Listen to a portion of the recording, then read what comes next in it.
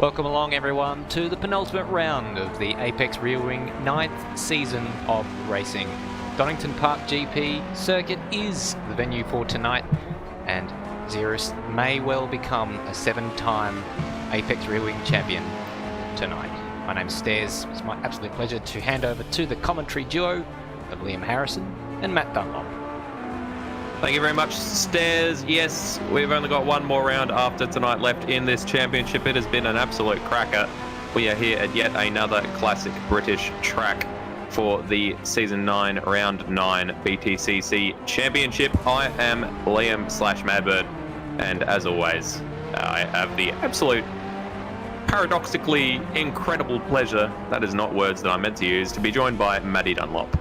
I'm not sure if I have to take offence now that he said you're not meant to use those words. I thought they were quite lovely, but... Well, paradoxically implied something like... implied that it was good but also bad. I've dug myself into a hole, Matty, and I'm gonna cease. I'm gonna assume you meant well, and thank you, Madbird, and good evening to everyone listening along and watching along from wherever you may be in Australia, across the world, or anywhere else in this universe you happen to be tuning into this broadcast. This is Apex Rear Wing. It is Season 9, Round 9 here at Donington Park GP Circuit. It's the first and only time we visit Donington this season, which is a shame because it's a really great circuit, isn't it? It absolutely is. It's a little bit different to the other tracks that we've visited, but we'll get into that in just a second. Here are the points. Ziras with a 50-point lead over Birdo after a very good dual win for him last time out at Thruxton. Birdo with some bad luck. Sam Smith is no longer in with a shot of the championship, although he did get elevated onto a podium position with a penalty at the previous round. Resist a further away fourth, with Brenton Foley currently sitting in fifth. Griff Blantics further down the order in sixth. Just behind is Zarlingir.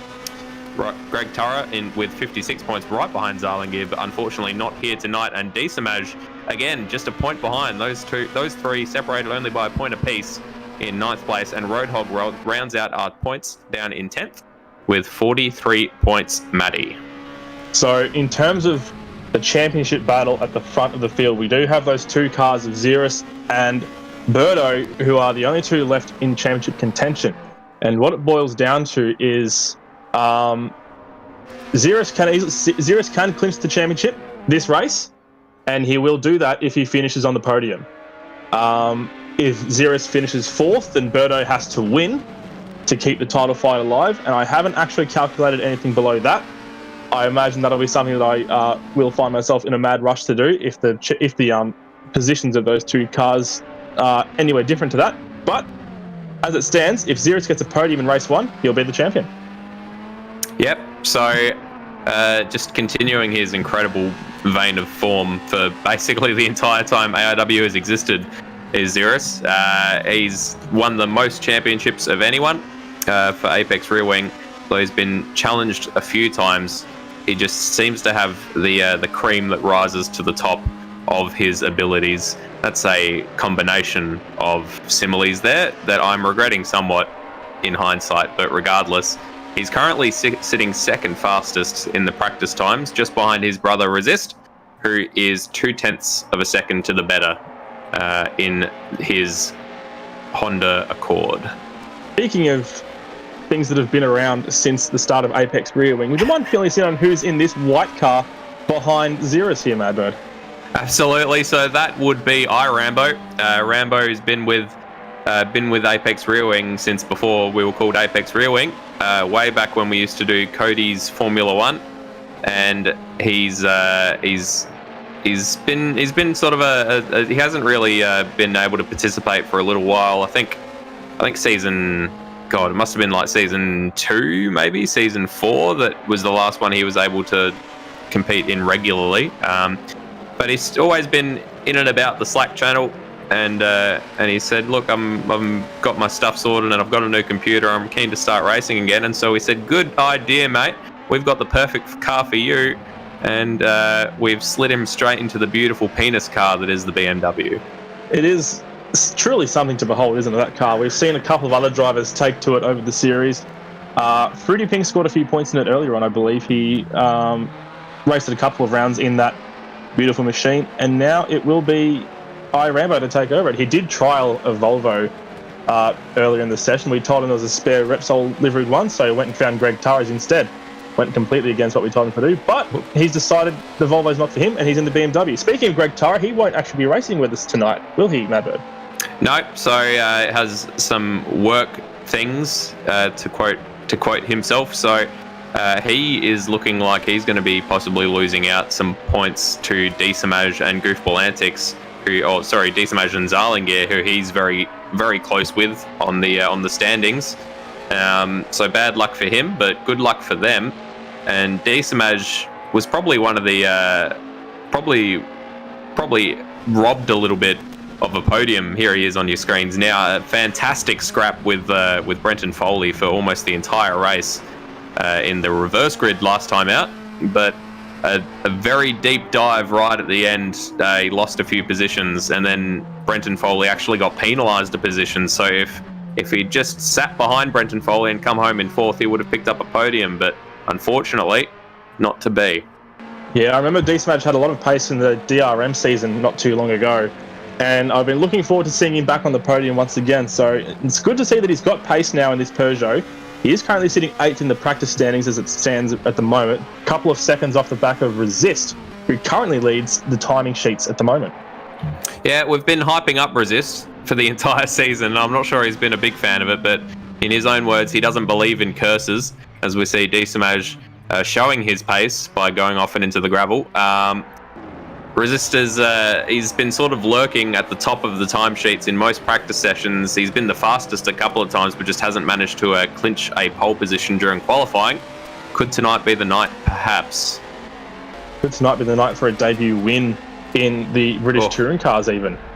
Let's not put the moz on him that much. As he's had a bit of an encounter with Rambo, so I imagine he won't be particularly happy with that. I consider that a warning for the commentator's curse. That's a good start, let's say, as we've got a lovely replay here of that very thing occurring. So Rambo's still coming to grips with these cars.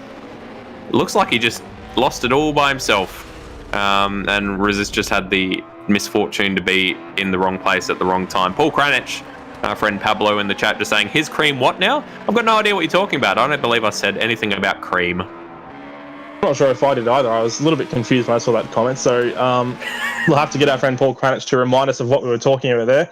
Thank you very much, please.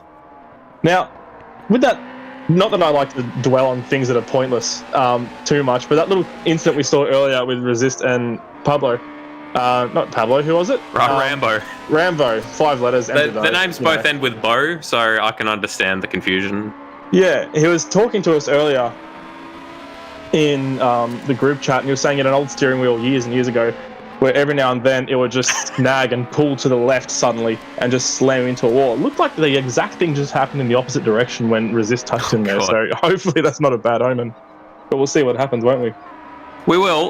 Yes, it came brought to my attention, and I swiftly remembered of something that I blocked out. Was being behind him coming down the main straight at China. I think it was in Formula cars, and I was hogging his slipstream, and then suddenly his car just jinxed left and speared into the wall, and then back across the track, barely missing me on both occasions. So we'll have to see if we can find the replay of that. I know it's on one of our channels, possibly mine, but we'll have to fling that up on the Facebook page for everyone to see, because that was a dramatic moment, let's say. Just catching a replay on board with Rambo to see what it looked like from his perspective. And no, just yeah, it looked like the thing that just understeered on the brakes. So Ziras has been talking about how you get that sort of oversteer on the lift off and the weight change. And because you saw no adjustment in the steering angle there, I reckon that's exactly what's happened. He's just jumped on the brakes and he's... and the car's tried to flip around on him. Yeah, that's exactly right. That might require a brake bias adjustment before he gets back out on track again, I reckon. He did say he was looking at the BMW, and a few people chimed in to say, it's a little bit tricky. Maybe use one of the front wheel drive cars, but he's said, no, this is my cart that I'm going to hitch my wagon. This is the star that I'm going to hitch my wagon to. So I guess we can only hope that it is a shooting star in the fast sense. I'm just on fire tonight with these metaphors that aren't landing. This is keep it up. I love it.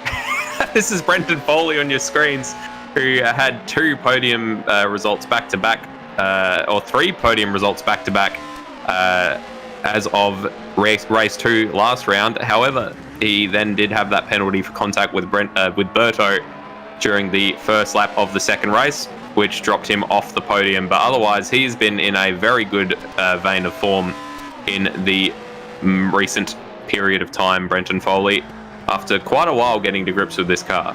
Yeah, he certainly has. He was definitely talking about how uncomfortable he was with this rear-wheel drive BMW as he just slides out on the Melbourne hairpin there a little bit. And it was almost a little bit weird because we've always seen Brenton Foley has been Oversteer's #1 fan. Whenever he's been in a rear-wheel drive car, he loves kicking the arse out around every corner he can, and he's able to utilise it really well, and he can normally get really, really good speeds out of cars, and he does that.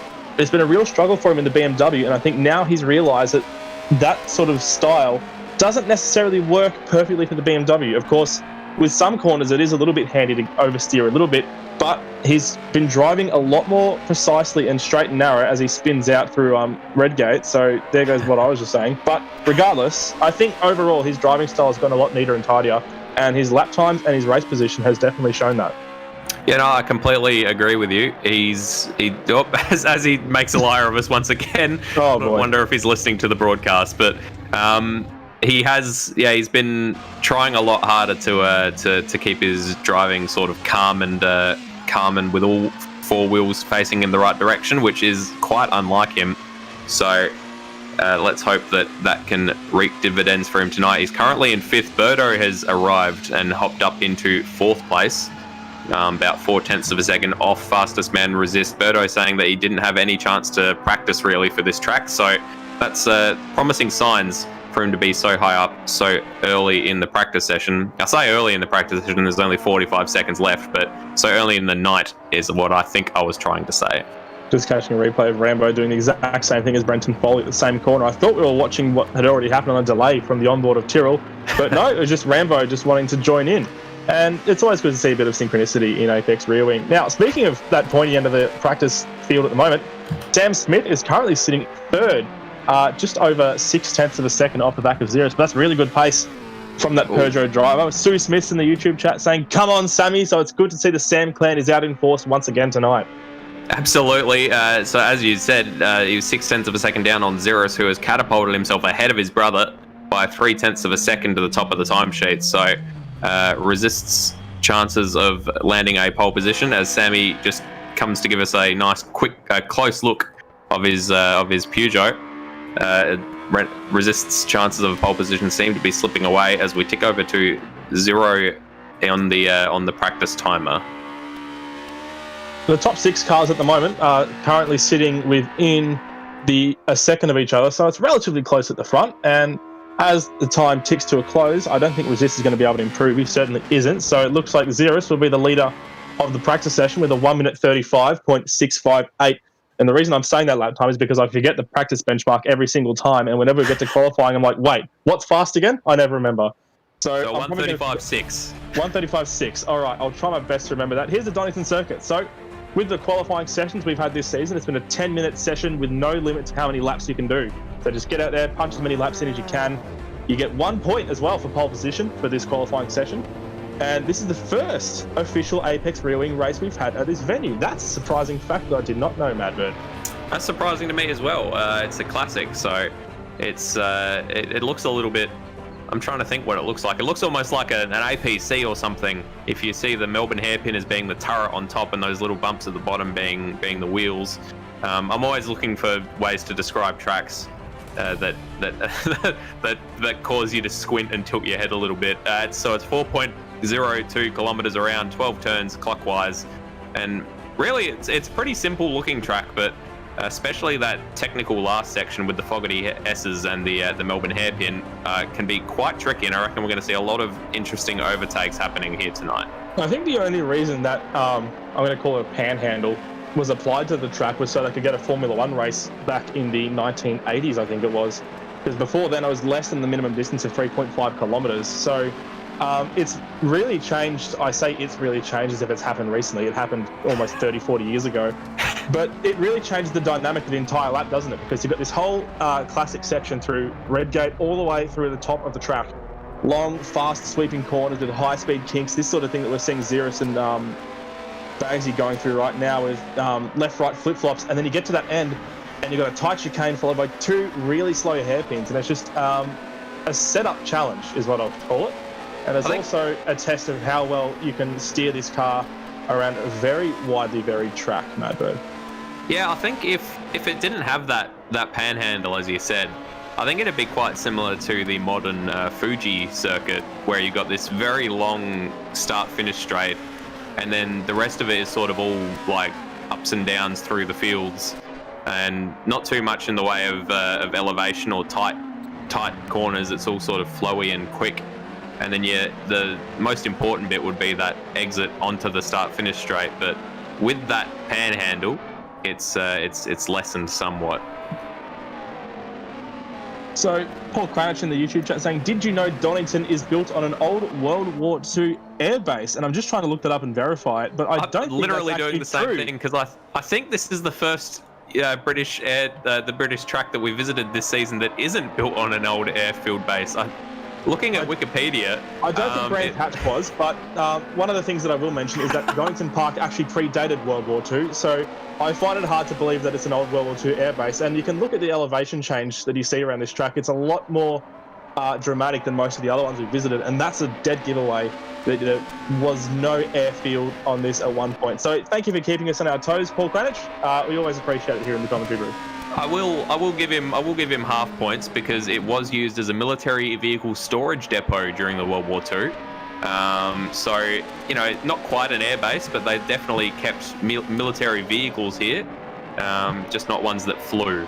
You reckon they cut laps in the tanks? I imagine they would have. It does say that the track fell into disrepair after World War II, so very easily that could have been the tracks churning up the concrete. Yeah. Certainly would not have gone well for the track surface. Ziras is well on his way to completing his first flying lap here, as we've been investigating this. I think he's just coming up to the Melbourne hairpin. Indeed he is, and he's exiting the Melbourne hairpin, shooting down towards Goddard's, which is the final corner on this track. So we'll get to see how close he can get to that benchmark of 1:35.6 that he set during practice. Gets the back out just a little bit, little puff of smoke, and he crosses the line with a 1:35, and he got a track cut. So he didn't actually set a lap time that time around. So instead we have Sam Smith, who's actually beaten the qualifying benchmark set in practice with a 1:36.2. No, he hasn't. A 1:36.2 is 7/10 down on the practice benchmark. Birdo, however, looks like he's on a quick one, as you can see on our screens just now, coming out of the last corner and across the line with looks like another track cut. So maybe track cuts are going to be a problem tonight, Matty. Yeah, they've been cropping up at some tracks a lot more than they have at others, and the tracks that do crop up at, they really become a big issue that you have to deal with. I've seen a few drivers shortcutting, not necessarily shortcutting, but running off onto runoff at corners such as the Fogarty S's and also McLean's. I'm not sure how strict the track cut measurement actually is in those parts. Maybe we'll have to gauge the opinions of the drivers in the first interview after race one. But that is something they're going to have to be really wary of, because, of course, in qualifying, as you've been seeing, if you cut the track, your lap time just gets instantly deleted. And in the race, I believe you get 3 warnings with track cuts, and then your 4th track cut results in a drive-through penalty, as well as any further track cuts after the fact. That's correct, yeah. So you get 3 warnings and then a slap on the wrist, and then there's no more warnings, just a slap every single time. Ziras crosses the line with a 1:36.1, so still set 0.6 of a second down on the best time set in practice, but fast enough to be provisional pole position. Ziras is just pulling out of the pit lane once again, and I've just reminded myself of one of my favourite fun facts about this track that I completely forgot about. Oh, please. It's a 2-parter. So the first part is Ayrton Senna holds a lap record here at Donington, which is phenomenal because he set the lap in 1993 and if you remember the 1993, that famous Grand Prix where he passed 4 cars in one lap on the first lap. It was bucketing down that day. It was so wet. So the fact that he has a lap record on a wet day is one thing. What isn't often known is that he set that lap record going through the pit lane. So, as in there was no speed limit back then, so he could go through as fast as he wanted, or there was no pit lane, and also you'll notice as they come up the hill back from the Melbourne hairpin, there's that second pit entry, which is the pit entry that the Formula One cars use. So it actually shortcuts the track by quite a lot. And normally, that would sort of be cheating because then he could just run through the pit lane every single lap. But they gave him the lap record because he intended to make a pit stop, and then once he entered the lane, he aborted it. So there you go, folks. Another interesting little tidbit for Donington. The lap record was set by Ayrton Senna driving through the pit lane. Fantastic. Thank you very much, Matty, for those interesting factoids. Speaking of lap records, currently for ARW, the Donington lap record is set by Berto with a 1:35.9. So he has taken pole position away from Ziras for the time being. But as we saw during practice, Ziras does have a little bit more oomph in his tank yet to pull out. It's pretty narrow at the top as well at the moment. The gap is 0.159 between Berto and Ziras, with Berto just pulling out of the garages now as we're looking at goofball antics going around the top of the circuit there. He's been having a couple of issues with his car in terms of getting comfortable with that Alfa Romeo. We're just looking at Ziras now. But we're also told that Goofball may be having internet dropout issues throughout the night. So that'll be something to look out for. If Goofball antics suddenly vanishes from your screen, he hasn't quit. It's because his internet has most likely died on him. We're just looking at Ziras now. He's posting. He'll be coming up towards the first sector split pretty soon, I imagine. I'm not sure where the sector splits are on this track. I never really know where they are. So Zarlinger looks like he's on a quick one, but not fast enough to improve his current position of 5th. So currently, he's still edging out Brenton Foley, who was 5th fastest in practice. So Brenton will be wanting to improve. Only got 2 minutes left in this session. Ziras improving at the moment as he's coming down through the Fogarty S's. He's 2.5 tenths of a second up on his best time, which would be well and truly enough to put him in front of Berto, who you can see there lurking in the background of that shot. Just coming down through the Melbourne hairpin. He almost has to flick it into that hairpin to get it around in a timely fashion, is the weird driving style that this BMW requires. Meanwhile, that Renault Laguna of Berto just so much more planted, as we've been saying all season long. Ziras comes onto the start-finish straight. Is it going to be enough for a top of the table? And it is by 1/10 of a second. Ziras is looking to even up the scores in terms of pole positions. Berto currently leading the pole positions 4-3 in his favour. It's just crossed the start-finish line, and this will be his last chance to set a flying lap, as the time remaining in the session has ticked under a lap time around here. So Ziras and Berto are giving it one last crack, and Berto is currently racing around Redgate through... I've got to look up these corner names because I'm going to just keep blanking. There's the Crater Curves, and he's up at the moment. So he's up 200ths of a second on his PB, but he's a little bit further up on Ziras' time as well, which I'm not sure. Yeah, so no, the BMW must struggle through that first sector then, which would make sense because it's a very hard braking zone into that first corner. So he would be struggling to get it pulled up in a controlled fashion. But I imagine that the BMW does start to stretch away through these faster, twisty sections of the track that don't involve heavy braking. Ziras not looking like he's going to improve on this lap, as you can just see there, whereas Berto is up by 0.2 of a second on his personal best coming into the Fogarty S's. So this is looking like it might be another pole position for Berto if he can hold on to this. We know this Renault's a little bit more hooked up in the corners than the BMW as he jumps in the anchors now into the Melbourne hairpin. A little bit of a lock up there, but he keeps it nice and tight as he goes through that tight apex, and he's going to round that final hairpin to conclude his lap pretty soon, and he'll be very, very close at the top of the timesheets here. I don't think anybody else is within firing distance of these top two drivers for pole position. Ziras has done all he can do. He crosses the line with a 1:35.72. He's actually improved. So Berto's got a bit more time to chase down. Can he do it? Yes, he can. Berto gets pole position by 0.184 of a second, and that was so close. Sam Smith is improving though.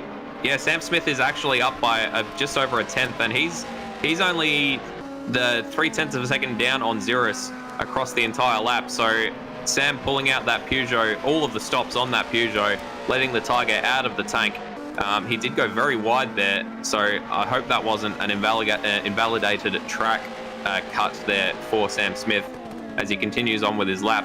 We wait to see what his sector split is through the second sector as he comes into the Fogarty S's, and he's down.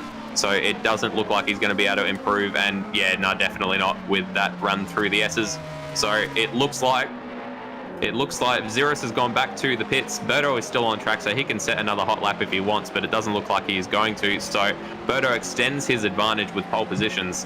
He is going to extend out to 5 pole positions to Ziras's 3 and start on the front row of the grid for this race. It's shaping up to be a fantastic race based on the qualifying. We know that Ziras can start really, really well, and he will be on, I believe, the outside of the track as they make their way down. So he'll get a little bit less rubbish on his side of the track as they make their way down towards Redgate, turn 1. But it's really hard to sort of guess who's going to get the whole shot, and it's also determined by how well both of these drivers can start. Also, considering what our track record has been with predictions, I'm not sure it's wise of us to try to predict. But while we hop over into a warm-up session for a few minutes, we're going to have a quick break. While you've got a couple of minutes, don't you go anywhere. But if you want to hop on down and hit that thumbs up button, give us a like, it does help a lot. Hit the subscribe button if you haven't already, and hop over onto Facebook, give us a like and a follow over there. And if you really like us, it does take a lot of effort to put these shows on, so if you want to subscribe to us on Patreon, any $1 or $2 you can spare a month helps us immeasurably. But Matty, we'll be back in just a few minutes.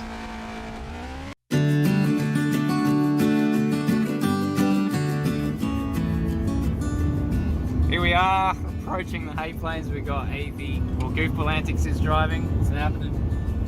And on the other side there is Madbird, it's me. And Stairs here, repping in the back seat. Behind us, oh, let's not worry about that magazine. we got Resist and Ziras in the front there. Resist driving. How have you felt about the trip so far, Heath? It's been good. It's a bit of an early start. It's nice and cool in here, and that's all that matters. Good company. Yeah, it's a pretty hot day today, isn't it, Madbird? Feels weird being a passenger in my own car. We're 6 hours in, about 7 hours to go. See you in Bathurst. Oh my goodness! How are you feeling after that turn there, Heath? Or that not turn, but that truck turning? Truck turn. Yeah, that looked like it unsettled you slightly. Are there any cucumbers back there, Stairs? Because that'd be the only thing cooler than me right now. Oh, he's done it. This Coke's pretty cool. What an absolute legend. So we're on the way to West Wyalong. We got assorted snacks. We got our walkie-talkie, and we don't have a rubbish bag. Do we, Stairs? No. I appreciate it. We don't have a rubbish bag. That was an oversight. So the marching order is the same as before. I believe Phil is still driving in the other car. Yep. We're about 400 k's now from Bathurst, and it's all looking very exciting. I'm very keen, and I'm really happy that Alistair has these very loud walkie-talkies. Fuck. Do you want to check in with the other cars, see if they've got anything to say to the idea, Oh my gosh. Matt Car to Fabmobile, do you read?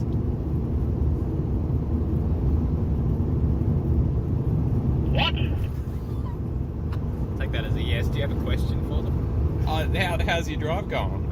Oh, how's the drive going? Everything going well on your part? Yep, it sure is the countryside. Yeah, you're not wrong there. You're not wrong there. Good talk. Good talk. Anyway, good talking to you. So that's about it. We're on our way, and we'll be in Bathurst this evening. I'm very excited to stretch my legs. Yeah.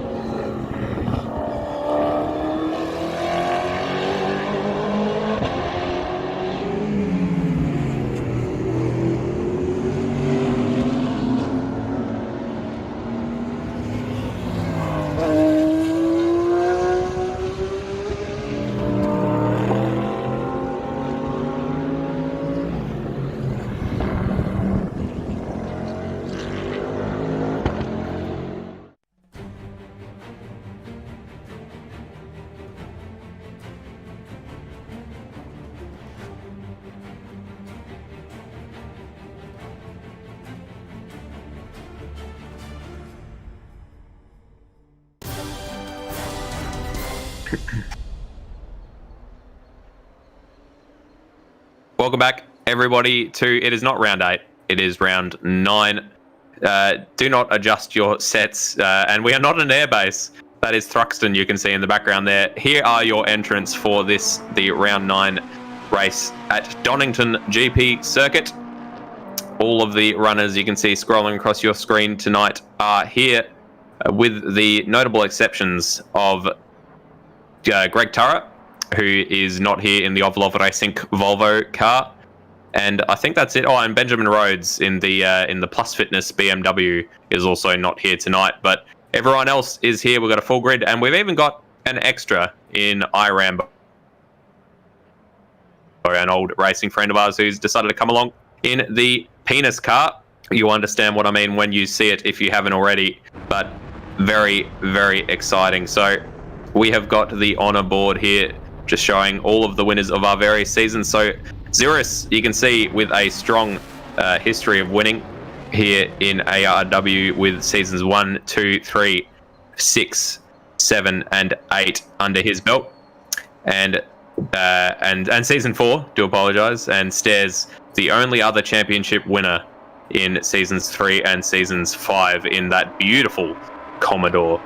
I am Madbird, and we are here for the second to last night of racing in the BTCC Championship, and I am joined in the commentary box by Matty Dunlop. I love the consistency in the colour schemes, don't you? Ziras is really stuck with the purple and the lime green, and he's made it stick, and it's really paid dividends for him.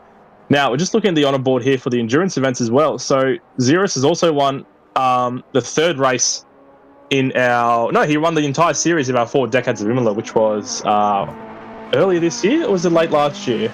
Jeez, time flies when you're having fun here at Apex Reeling, doesn't it? It was late last year indeed. Stairs taking out a couple of Formula 1 special events as well there. And Ziras has really got his name plastered all over the honour boards here at Apex Rear Wing, doesn't he, Madbird? Doesn't he just?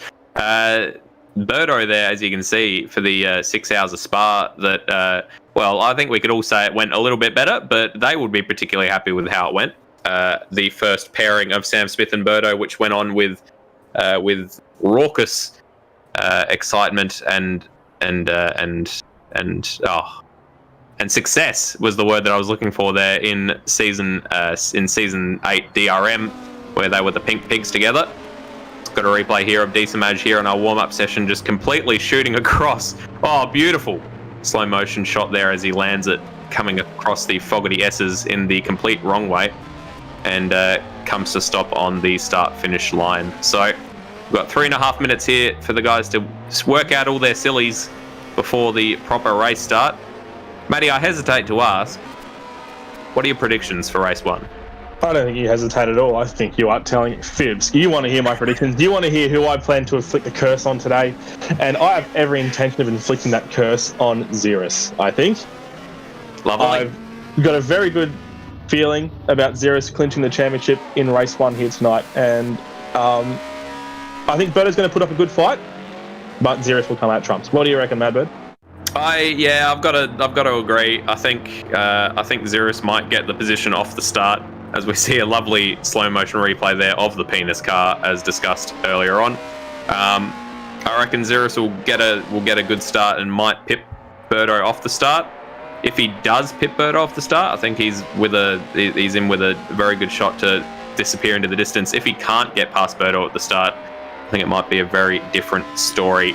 We've seen Ziras hasn't performed incredibly well when he's been under supreme pressure, or when he's been chasing. He's struggled a little bit, as he doesn't have to chase any style, that's for sure, because he's just got a oozing. Look at him going sideways through. I think that's Coppice. What a name for a corner, Coppice. Almost Coppice. I think that was McLean's. Coppice is the right-hander after that. So he's just going through Coppice again now. It's a bit of a weird double apex, and now he's actually rotating it in the Melbourne hairpin. So he's just getting, like I said, style just oozing from him. Oozing, absolutely just falling out of the doors there. It's like he's been through a drive-through car wash that instead of soap used style, and then he's forgotten to close the sunroof, and so he's opened the doors, and all the style is just oozing out the doors. That was a laboured metaphor, as we see Tyrrell flipping at, I think that's the Fogarty S's. It is indeed. We've seen all the drivers trying to launch across there as fast as they can, and most of them are clipping that wall there. And that tyre barrier really showed Tyrrell no mercy there. It's ripped a wheel off his car, and it's probably killed him if that happened in real life. But we are here in a simulator mode, and that means he is safe and ready to go for race 1. Although, speaking of real life and crashes, condolences to Tyrrell's. I can't even remember what sort of car it was, but he did have an accident during the week, rode his car off, and he's now going to be in possession of a Kia Stinger in the very near future. So everyone look forward to that. Yeah, I think everyone in the group chat was egging you on to get the Kia Stinger. And I think now, I'm not sure what they'll be talking about as they get ready for the race warm-up, but I imagine the discussion will be revolving around what colour the Kia is going to be. Yeah, I might have to have a look at what all the Kia branded colour names are. Do they offer a green, I wonder? Because that'll suit him quite well. He likes the green on his Jeff Vader. It would suit him well, and then he could perhaps get like a Jeff Vader related license plate or something to really, really nail home how cool he is. As we're looking at the beautiful car there. Nope, no, sorry, no, we're not. We're looking at Sam Smith's car as he is tootling around. So we've only got a few seconds left in this warm-up, and then we'll be hopping over into the race. We've both picked Ziras for the win. I guess we're going to have to wait and see how that comes true, or if it in fact does not, and our cursing continues as it has for the rest of the season so far. Yeah, I don't know which way I want my cursing pattern to go. I don't know if I want to continue it for the sake of good television, or for it to stop for the sake of a good result for Ziras, because we do love all our drivers here at Apex Brewing, but geez, it's funny when we curse them sometimes, isn't it? Geez, it's funny. That's the words of a man with very little sympathy. I think we've missed a few messages in the chat as well from our friend Pablo, who said, "Go Birdo, sorry Sam's mum." Sue then replied, "That's okay, Paul." And then Pablo also said, "Go Bad Gal," which is a reference to Ziras's car, which says Radical on the front, but it looks a lot like it says Bad Gal.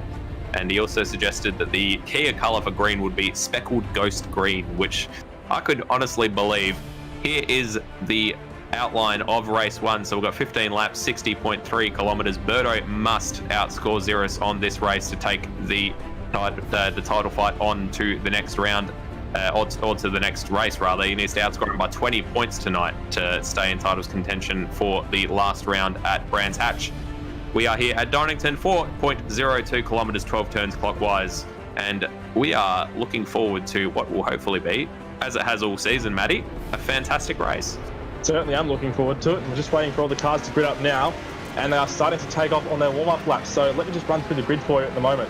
It is Berto who starts on pole position on the outside of the track, and Ziras in P2 will be on the inside. So that'll be interesting to see what happens there in turn 1 of the race. Behind them on the second row of the grid, Sam Smith. Go Sam Clan, get excited. Sam Smith is starting from P3, looking to make a good getaway there. Next to him will be Resist in the first of the Black Flag Industries Racer Honda Accords. Behind him in 5th is his teammate Zarlingier in the equally stunning looking Honda, the white one, as opposed to the blue.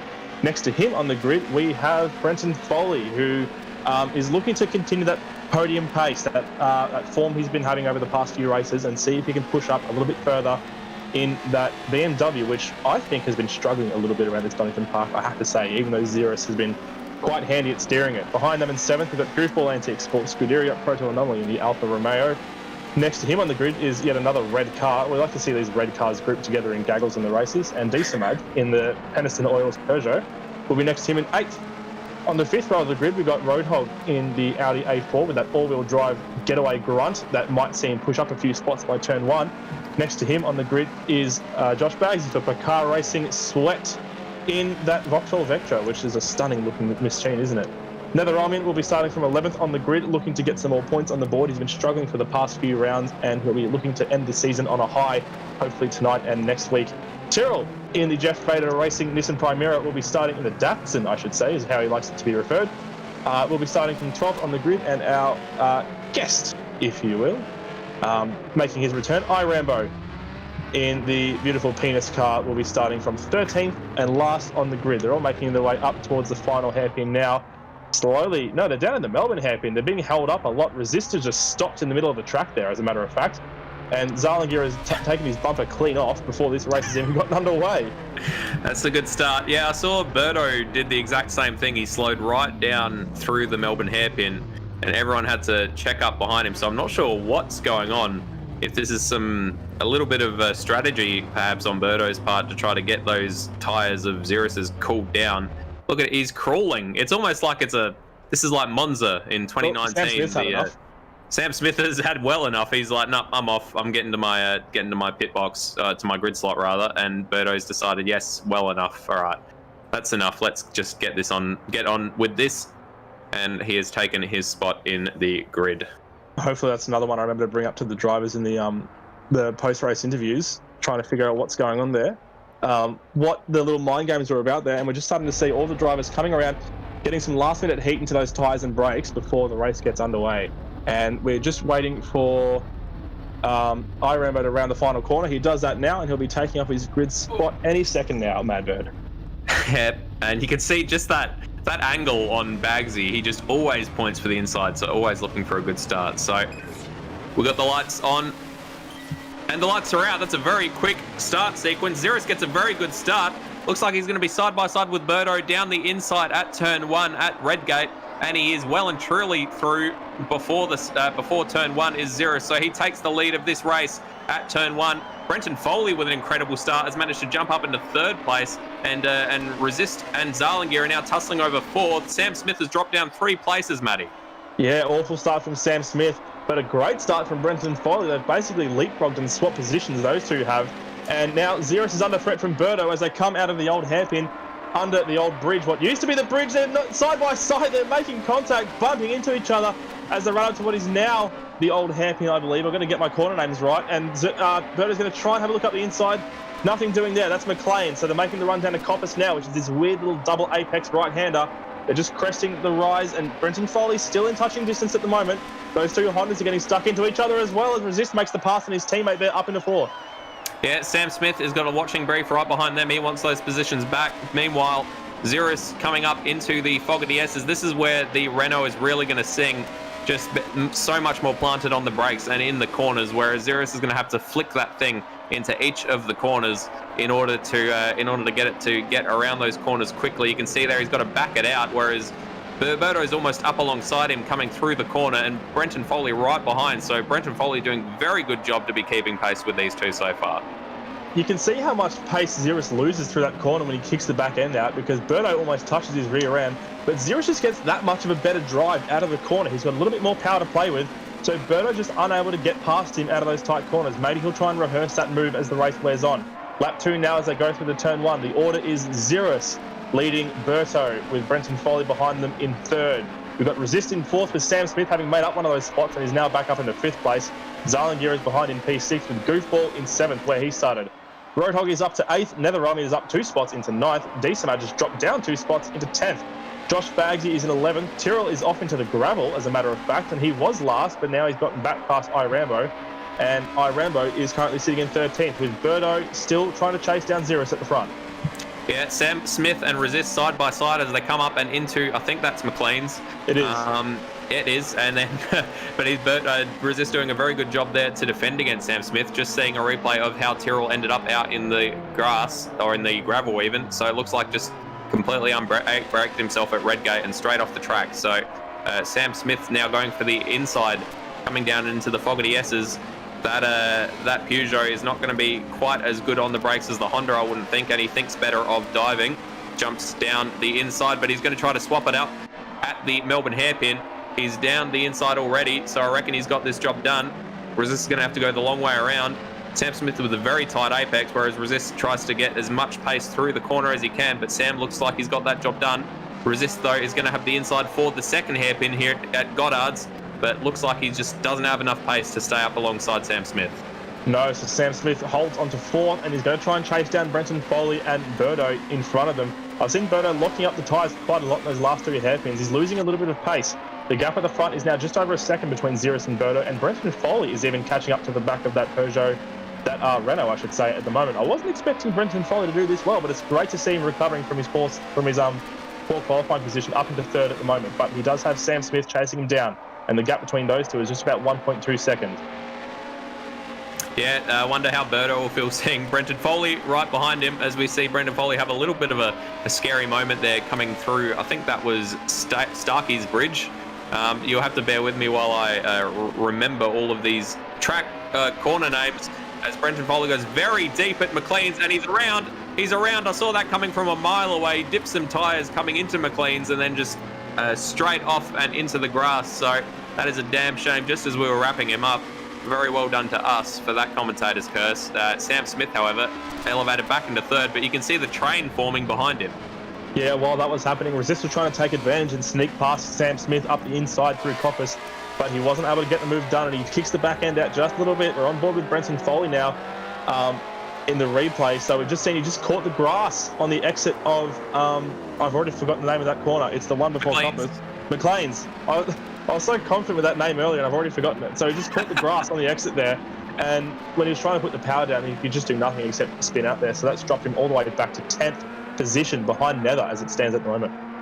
Yeah, the good thing about this format, though, is that there is the reverse grid race later on. So even if you have a bad first race, then you always have the opportunity to get a decent result in the second race. Brenton Foley and Netherelmian. I feel like I mix up Birdo and Brenton Foley a lot.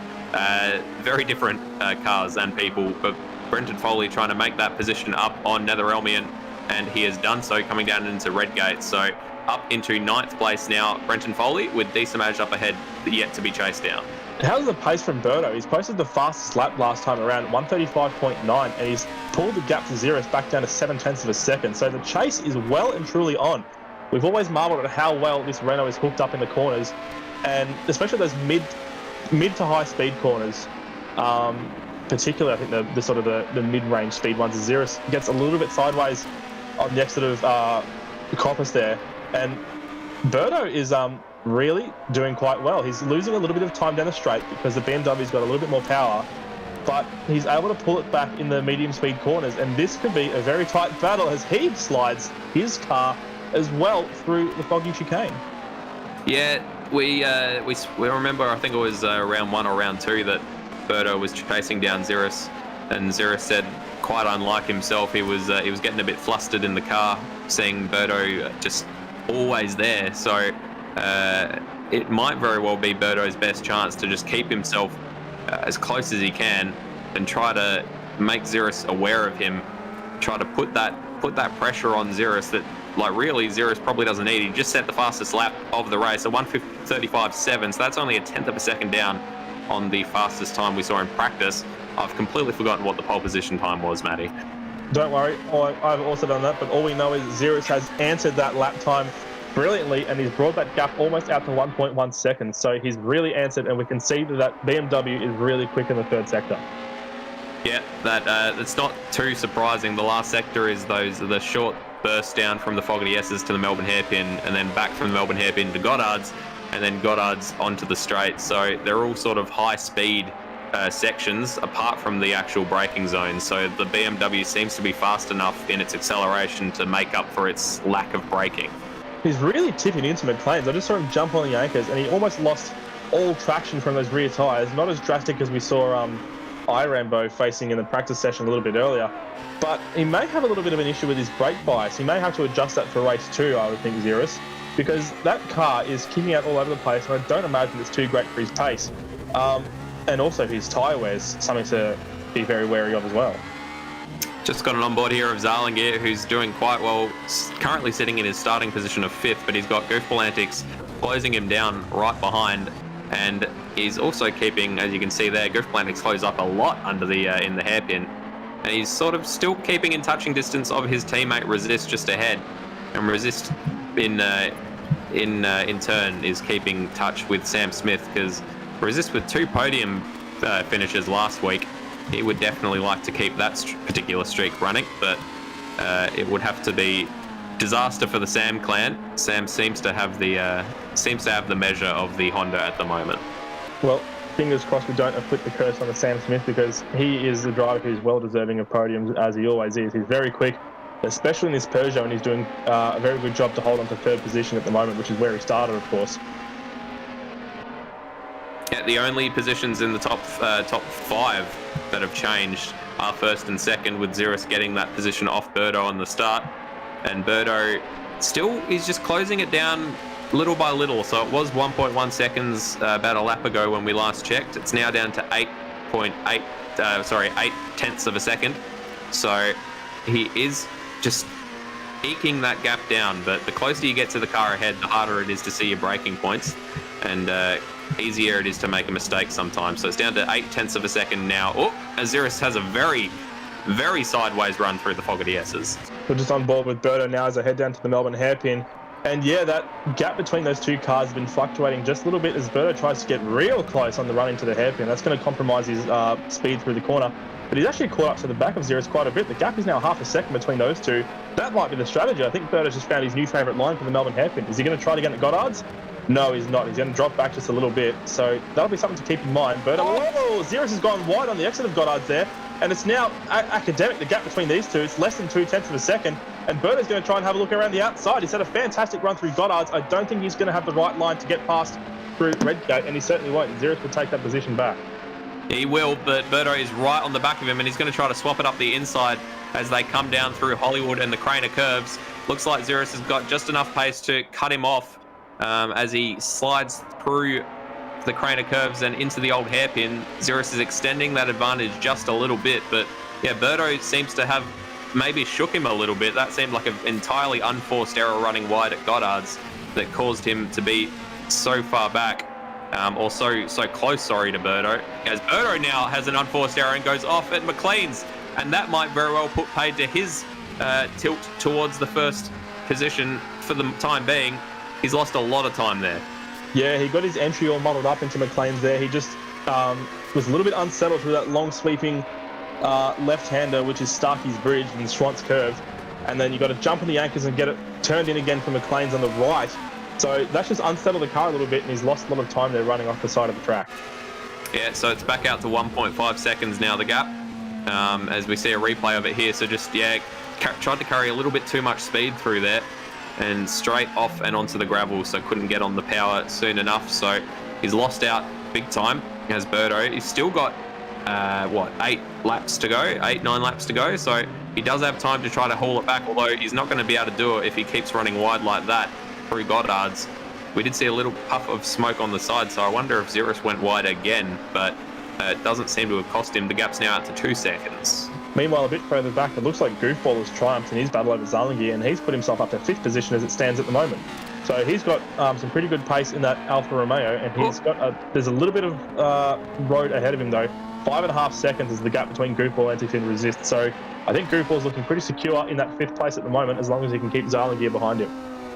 That's an if, because Zalangi isn't a slouch. This is his rookie season, and he's already had a couple of podiums, very well, or at least one podium and a pole position, which is hard enough to come by, rarer than diamonds. Sam Smith had a very awkward run through Redgate, went deep, and so he is fallen back to just a second ahead of Resist. So Resist, keeping that pressure on, might very well find himself in a podium position towards the end of this race. We're looking at Netherelmian trying to chase down Bagsy for the last points position in 10th. Bagsy currently where he started. Yeah, great little scrap between these two. It's always good to see battles happening all the way down through the field as they jump on the brakes into McLean. We're just seeing a replay of Sam Smith's entry into Redgate there. And he did sort of just, he ran very, very wide on the exit, so I think he must have apexed a little bit earlier than he would have liked, and he's lost himself a bit of time. So Resist is now within 1.2 seconds of him as they exit the Melbourne hairpin, and he's going to be chasing him down. Resist can see the carrot in front of him now, as a matter of fact, so he's going to try his best to push up in these final 7 laps into the podium positions. I think I want to see Sam Smith win a race more than Sam Smith wants to win a race. So if one of his friends or family could send him some carrots so that he's got some impetus to win a race, that'd be fantastic. As he goes deep again at Redgate, just the exact same error by the looks of it, but not quite enough for Resist to be able to capitalise. Resist will be able to gain time all down through this quick twisty section of Hollywood, the Craner curves, and into the old hairpin. And the gap is now down to 0.6 of a second. So Resist will be looking at it thinking, if you could just keep doing that, that'd be fantastic. While that was happening, we saw a big lock-up from Nether Army and almost rear-ended Bagsy there through the Melbourne hairpin, trying to get past him. Does he try and make a move through Goddard's on the run out? We'll never know because that replay's just finished. But now look at Sam Smith. He's got Resist 4/10 behind him, and this battle is really heating up for third place here. He's shot wide again, and he's just given Resist a free spot there. So I think Sam Smith's really having problems with understeer. It seems like it. The Sam clan presumably will throw their carrots at the TV in an effort to give their son / cousin / nephew / whatever relation he happens to be to them the encouragement to get that position. But as we have said many times, Sam Smith now has the carrot that is Resist for the last 6 laps of this race, so he could very easily find himself back on the podium, especially with Resist going very deep there through the Melbourne hairpin. Sam Smith is alongside as they come down towards Goddard's. Is he going to try to hang around the outside, or is he going to duck up the inside? He tries to hang around the outside. Resist does go a little bit deep, but not deep enough for Sam Smith to be able to capitalise, so he's just got to tuck into that slipstream and maybe hope the Resist goes deep at Redgate the exact same way Sam Smith has been. Yeah, so they're just heading through Redgate now. Let's see how their lines differ as they go through. Resist looks to have taken a little bit of an earlier apex down. I think Sam Smith's got that line under control now, so he's all up underneath that rear bumper of Resist, if Resist still had his rear bumper. Of course, he lost it on the formation lap. So I'm not sure how he'd describe that one as they go through Hollywood now, the crane of curves, and into the old hairpin. If you're wondering why we're repeating these so often, it's because we're just trying to drill the corner names into our own heads here, I think. As they go under Starkey's Bridge, or what's left of Starkey's Bridge. Remember in the old racing games, that bridge used to go all the way over. And there used to be a model, it's like a replica of Bluebird sitting on top of that bridge, but now that's all been demolished, unfortunately. A great piece of history at the Donington circuit. And as in the time that I've been saying that, they're already down at, what's the name of the corner? Geez, this is why we do it. Coppice, that's the one. I knew it started with a C. Very well done, Matty. Glad you're getting the corner muscle memory down. I certainly am not.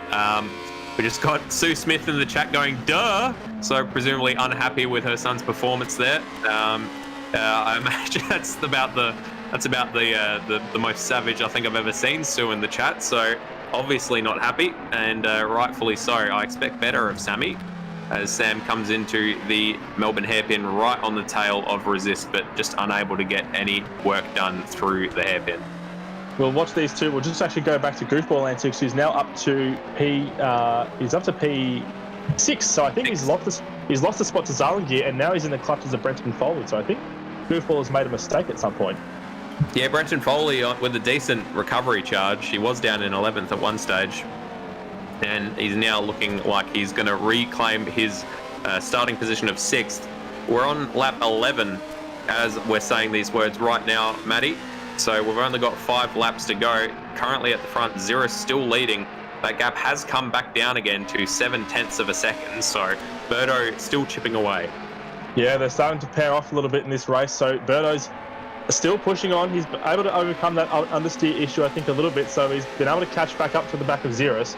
And yeah, that gap is now under 0.7 of a second. So that'll be a really juicy battle, hopefully, in the final few laps of this race. And Resist and Sam Smith are all over each other, as we see here now.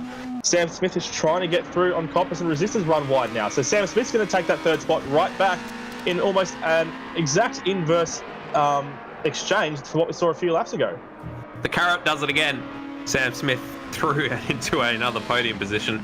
If he gets a podium, we're going to bring that up and he's going to hate us. But it does seem to work. He was just all these unforced errors when he was in 3rd with no one ahead of him, which he currently is again. So let's cross fingers that doesn't happen. But as soon as he had someone in front of him, it seemed like he got his head down, got his lines right, and he managed to force an error from Resist. So Resist, unfortunately, being demoted down into 4th from that. At the front, we're still looking here at Goofball Antics and Brenton Foley. As Brenton Foley goes down the inside, Goofball Antics goes very deep. That looked almost rehearsed, like Goofball Antics was just giving him the position. I'm not sure if that was the case. Sue Smith in the chat with 2 thumbs up, 2 thumbs way up from the Sam clan for Sam Smith getting back into the podium positions. Yeah, it's always great to see a lot of the support in the chat. If you're watching along, give us a yell, say g'day, get involved. We always love to get in touch with our fantastic viewers here at Apex Rear Wing. And now I think that gap has opened up quite a bit. It has. So Sam Smith is over 2 seconds ahead of Sam Smith. What's happened there? I think Sam Smith missed the timing loop. Sam Smith lost the position again. So he has. No, he hasn't. There's been an issue with the timing loop. So Sam Smith has missed the timing marker. The board says he's down in 5th, but he certainly isn't.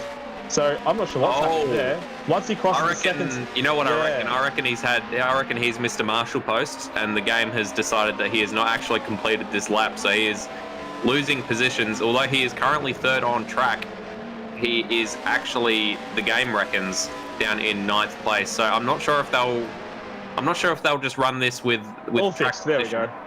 go. There we go. Okay. Never mind. I got all arced up for nothing. So Sam's still in 3rd place with Resist chasing after him. And Birdo is now down to a few car lengths gap between himself and Ziras. Only 3 laps left in this race. Has he left his charge a little bit too late as he had too many errors so far in the race?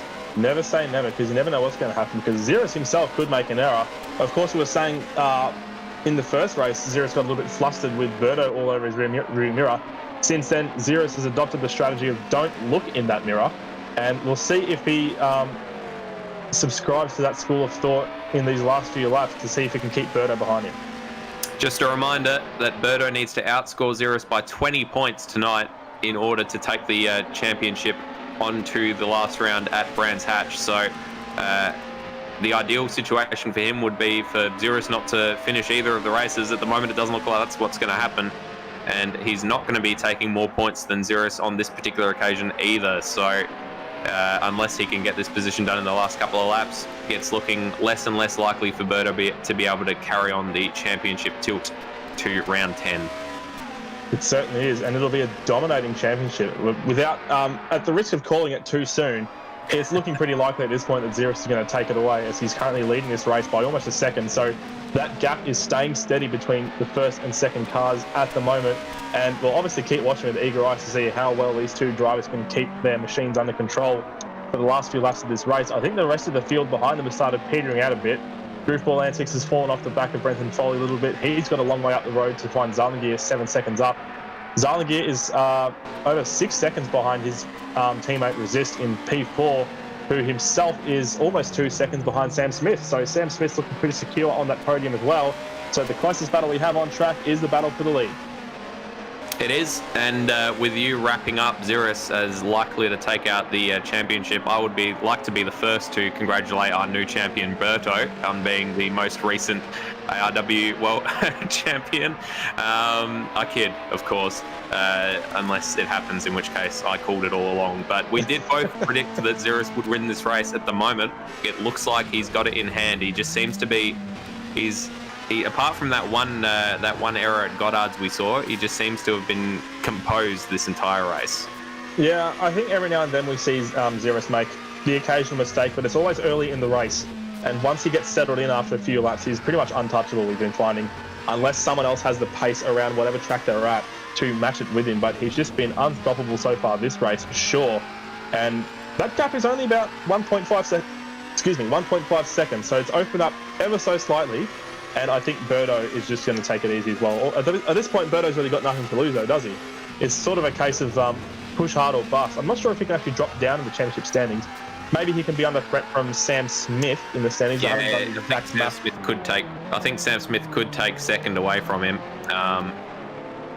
if he finishes. So if Birdo finishes as they are at the moment, if he finishes behind Ziras, then unless Ziras DNFs in the second race, then Ziras has taken out this championship, I'm pretty sure.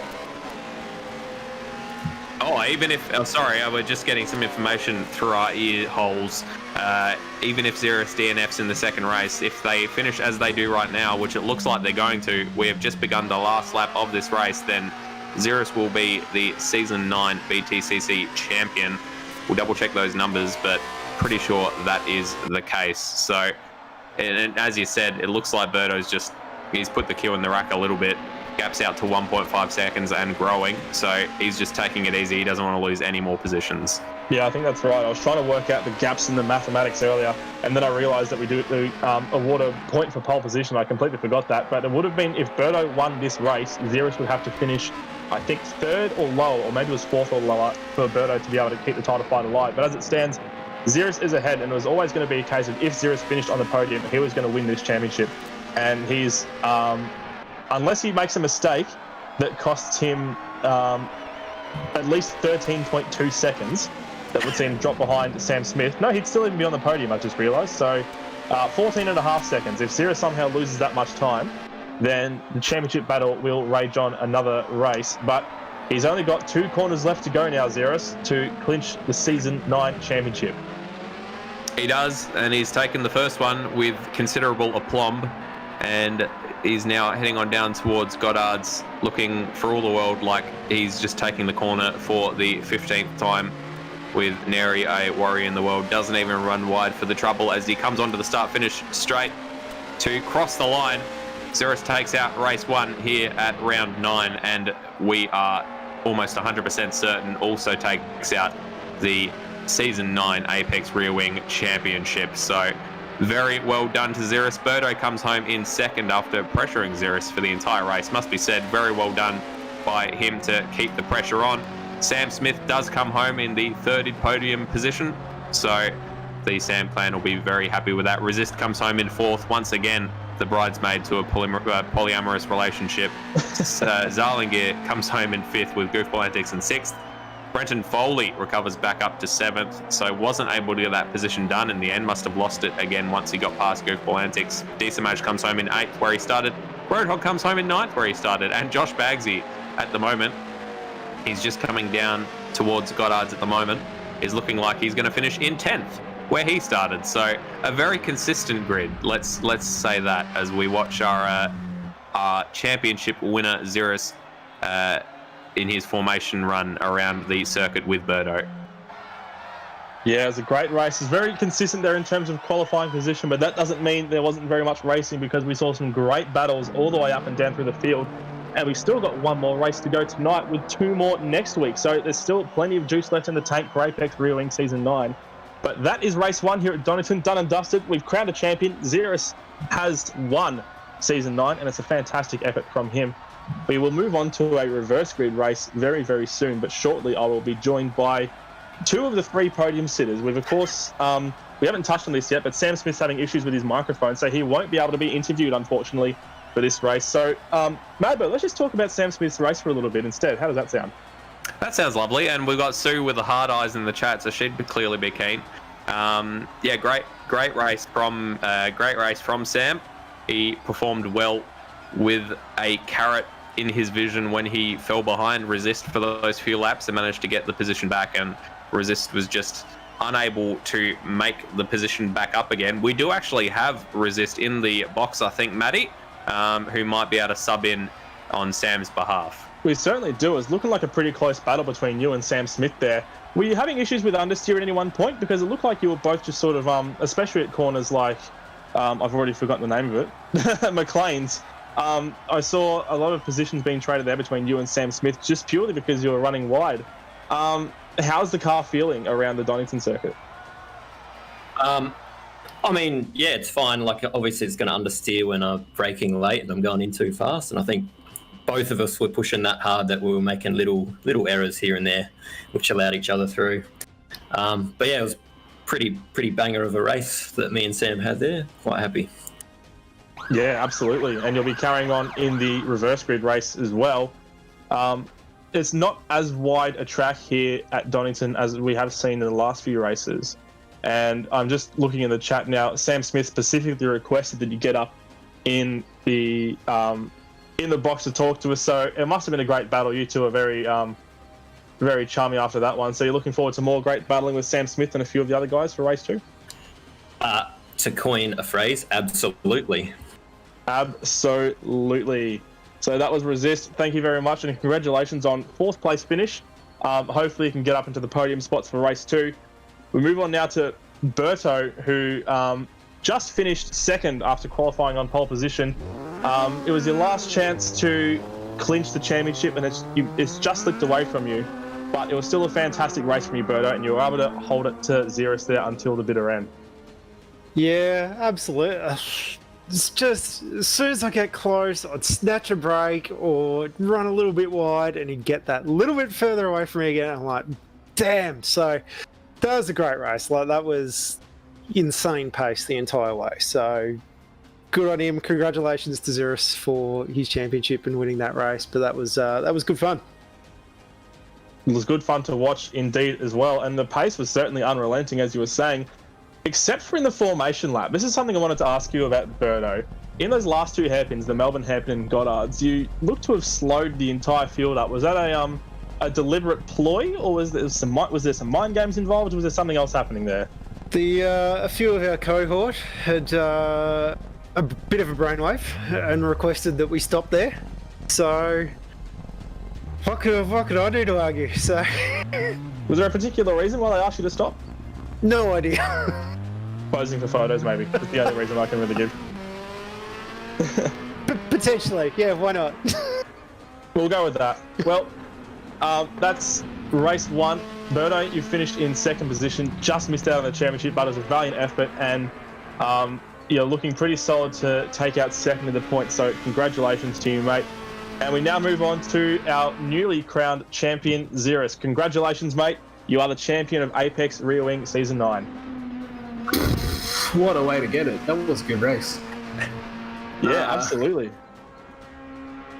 A bit out of breath. That was super tense. Birdo kept hounding me the whole race, and it was basically qualifying laps every single lap, we were saying. So, no, good on him for keeping up with me and putting pressure on, and it was good. What's the dynamic like between the two cars there? Because pretty different characteristics between that rear-wheel drive BMW of yours and the front-wheel drive Renault of Birdo. Were you finding that you were losing time in some parts of the track and then pulling it back in others? It was catching me in the hairpins pretty much on the brakes as normal, but I was able to carry a bit more speed through the faster bits. And obviously up the hill, the power helps a bit too. So, ebbs and flows, swings and roundabouts.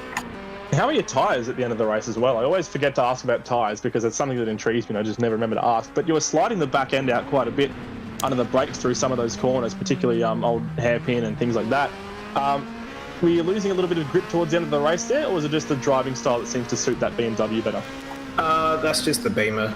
Like it will oversteer if you're not slow enough off of the brake. So you have to ease off the brakes super slowly as well as on, just to make it settled. Well, regardless of that, you're still able to win the race and clinch the championship. So congratulations to you, Ziras, once again. The next race is a reverse grid, so Ziras will be starting from the complete back of the grid. Thank you very much to all our podium sitters and to Resist for joining us in the box.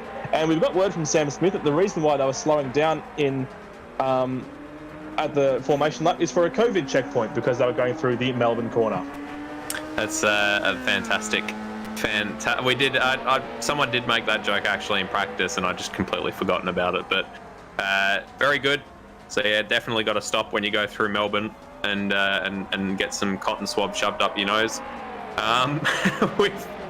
That was a pretty cracking race from start to finish from a commentary box perspective. I'm not sure about you, Matty, but it was just that pressure that Birdo was keeping on Ziras the entire time.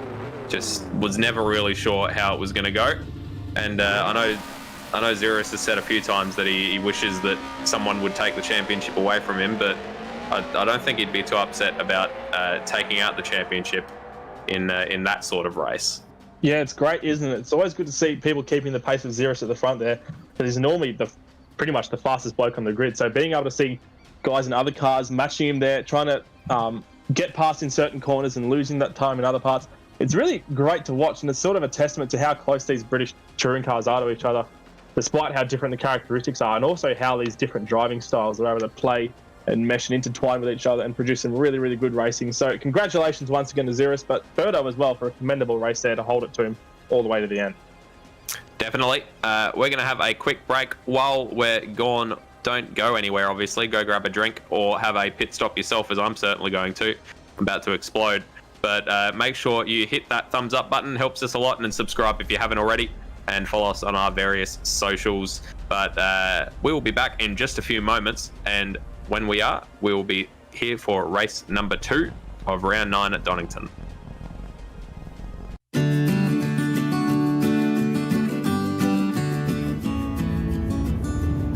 Here we are, approaching the hay plains. We've got AV, or Goofball Antics is driving. It's happening. And on the other side there is Mad Bird. It's me. And Stairs here, repping in the back seat. Behind us. Oh, let's not worry about that magazine. we got Resist and Ziras in the front there. Resist driving. How have you felt about the trip so far, Heath? It's been good. It's a bit of an early start. It's nice and cool in here, and that's all that matters. Good company. Yeah, it's a pretty hot day today, isn't it, Mad Bird? Feels weird being a passenger in my own car. We're 6 hours in, about 7 hours to go. See you in Bathurst. Oh my goodness! How are you feeling after that turn there, Heath? Or that not turn, but that truck turning? Truck turn. Yeah, that looked like it unsettled you slightly. Are there any cucumbers back there, Stairs? Because that'd be the only thing cooler than me right now. Oh, he's done it. Nah, this coke's pretty cool. What an absolute legend.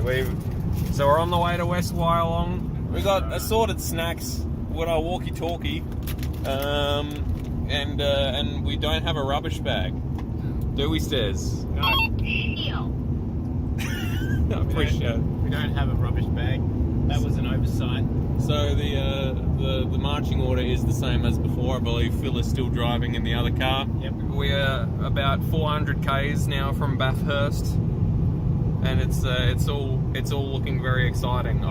I'm very keen, and I'm really happy that Alistair has these very loud walkie-talkies.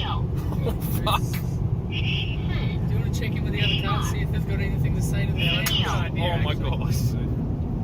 Mad car to Fabmobile, do you read?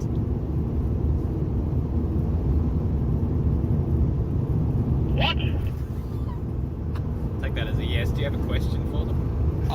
How's your drive going? Oh, how's the drive going? Everything going well on yours? On your part? Yep, it sure is the countryside. Yeah, you're not wrong there. You're not wrong there. Good talk. Good talk. Anyway, good talking to you. So that's about it. We're on our way, and we'll be in Bathurst this evening. I'm very excited to stretch my legs. Yeah.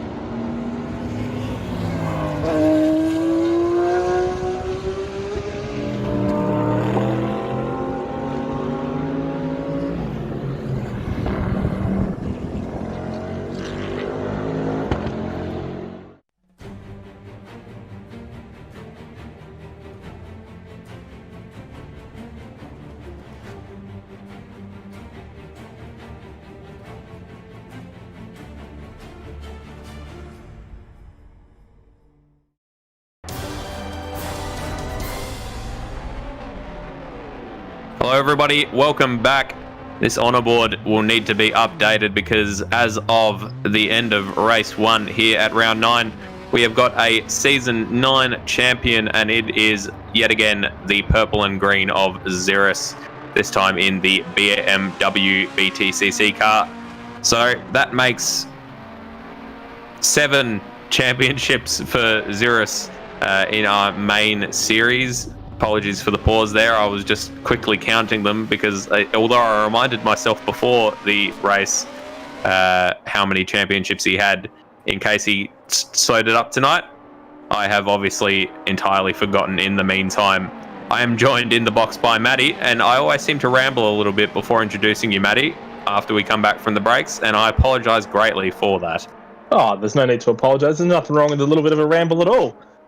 It's always good to hear your musings and your thoughts before every session, Madbird, and it's a good way to get to the commentary mindset before we move into the warm-up session, I think. Absolutely, and the warm-up session to use a phrase coined by Resist. Absolutely, that's a little reference to the fact that I say absolutely far too much. Should really make a drinking game of it if someone wants to die of liver disease. But we are in a warm-up session with about 5 minutes left to run, and then we'll be ready for the reverse grid race here at Donington. So at the moment, unless someone tells us otherwise, our debutant of Rambo will be starting from pole position for the reverse grid race.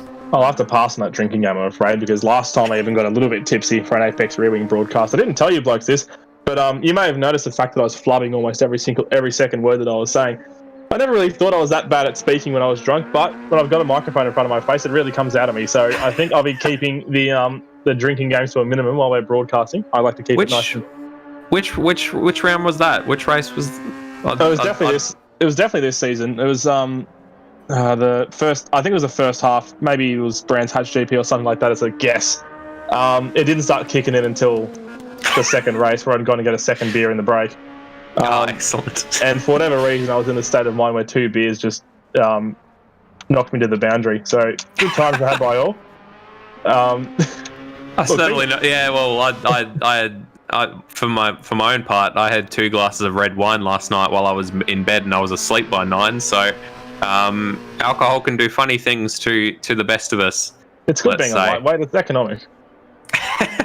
I'm not a lightweight though. Usually I'm fine. I think it's just because I'm not used to reds or not used to wine in general, that it affects me more.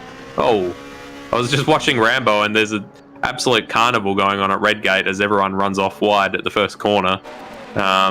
Rambo getting in some last minute practice as looks like he's lost it. He almost held it, but then he didn't as he was going through Craner curves. Here's what I was talking about. So Zarlingier, Brendan Foley and Ziras all going deep.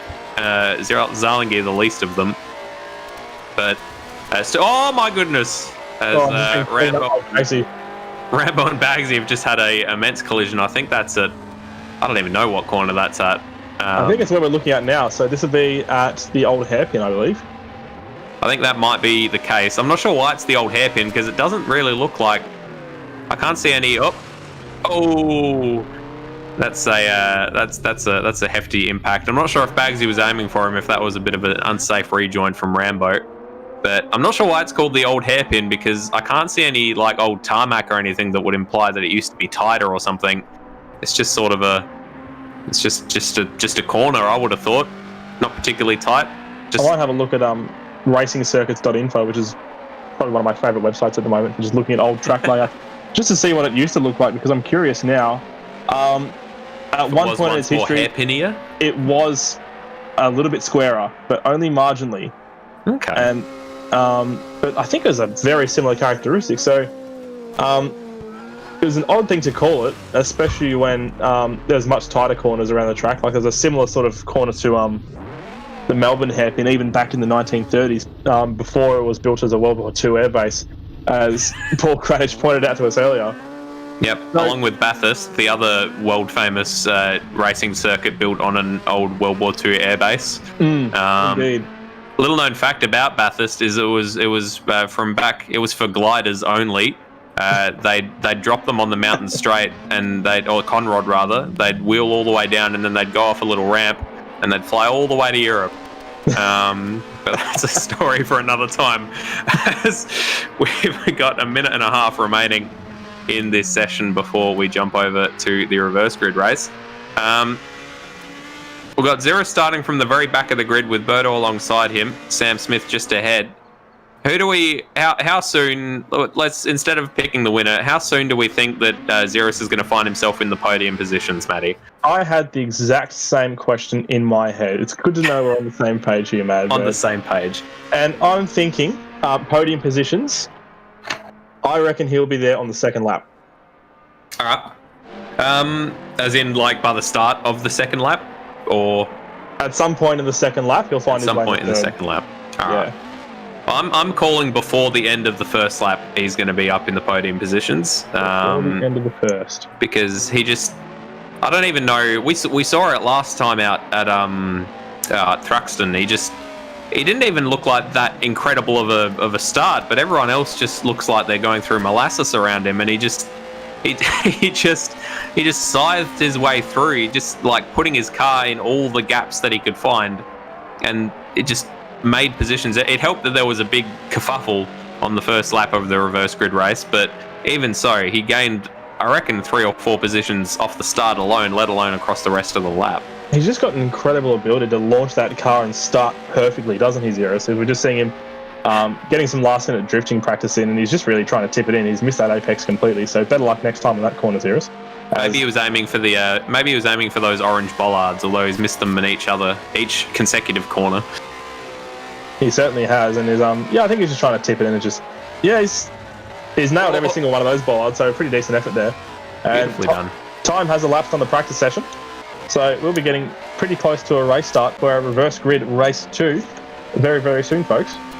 I haven't heard anything about anyone opting to start from the back of the grid, so unless we see otherwise, Rambo will be starting from pole with Tyrrell alongside him, and Netherelmian and Josh Bagsy on the second row of the grid, and that's the positions we've got at the moment as we wait for the runners to jump out and onto the grid.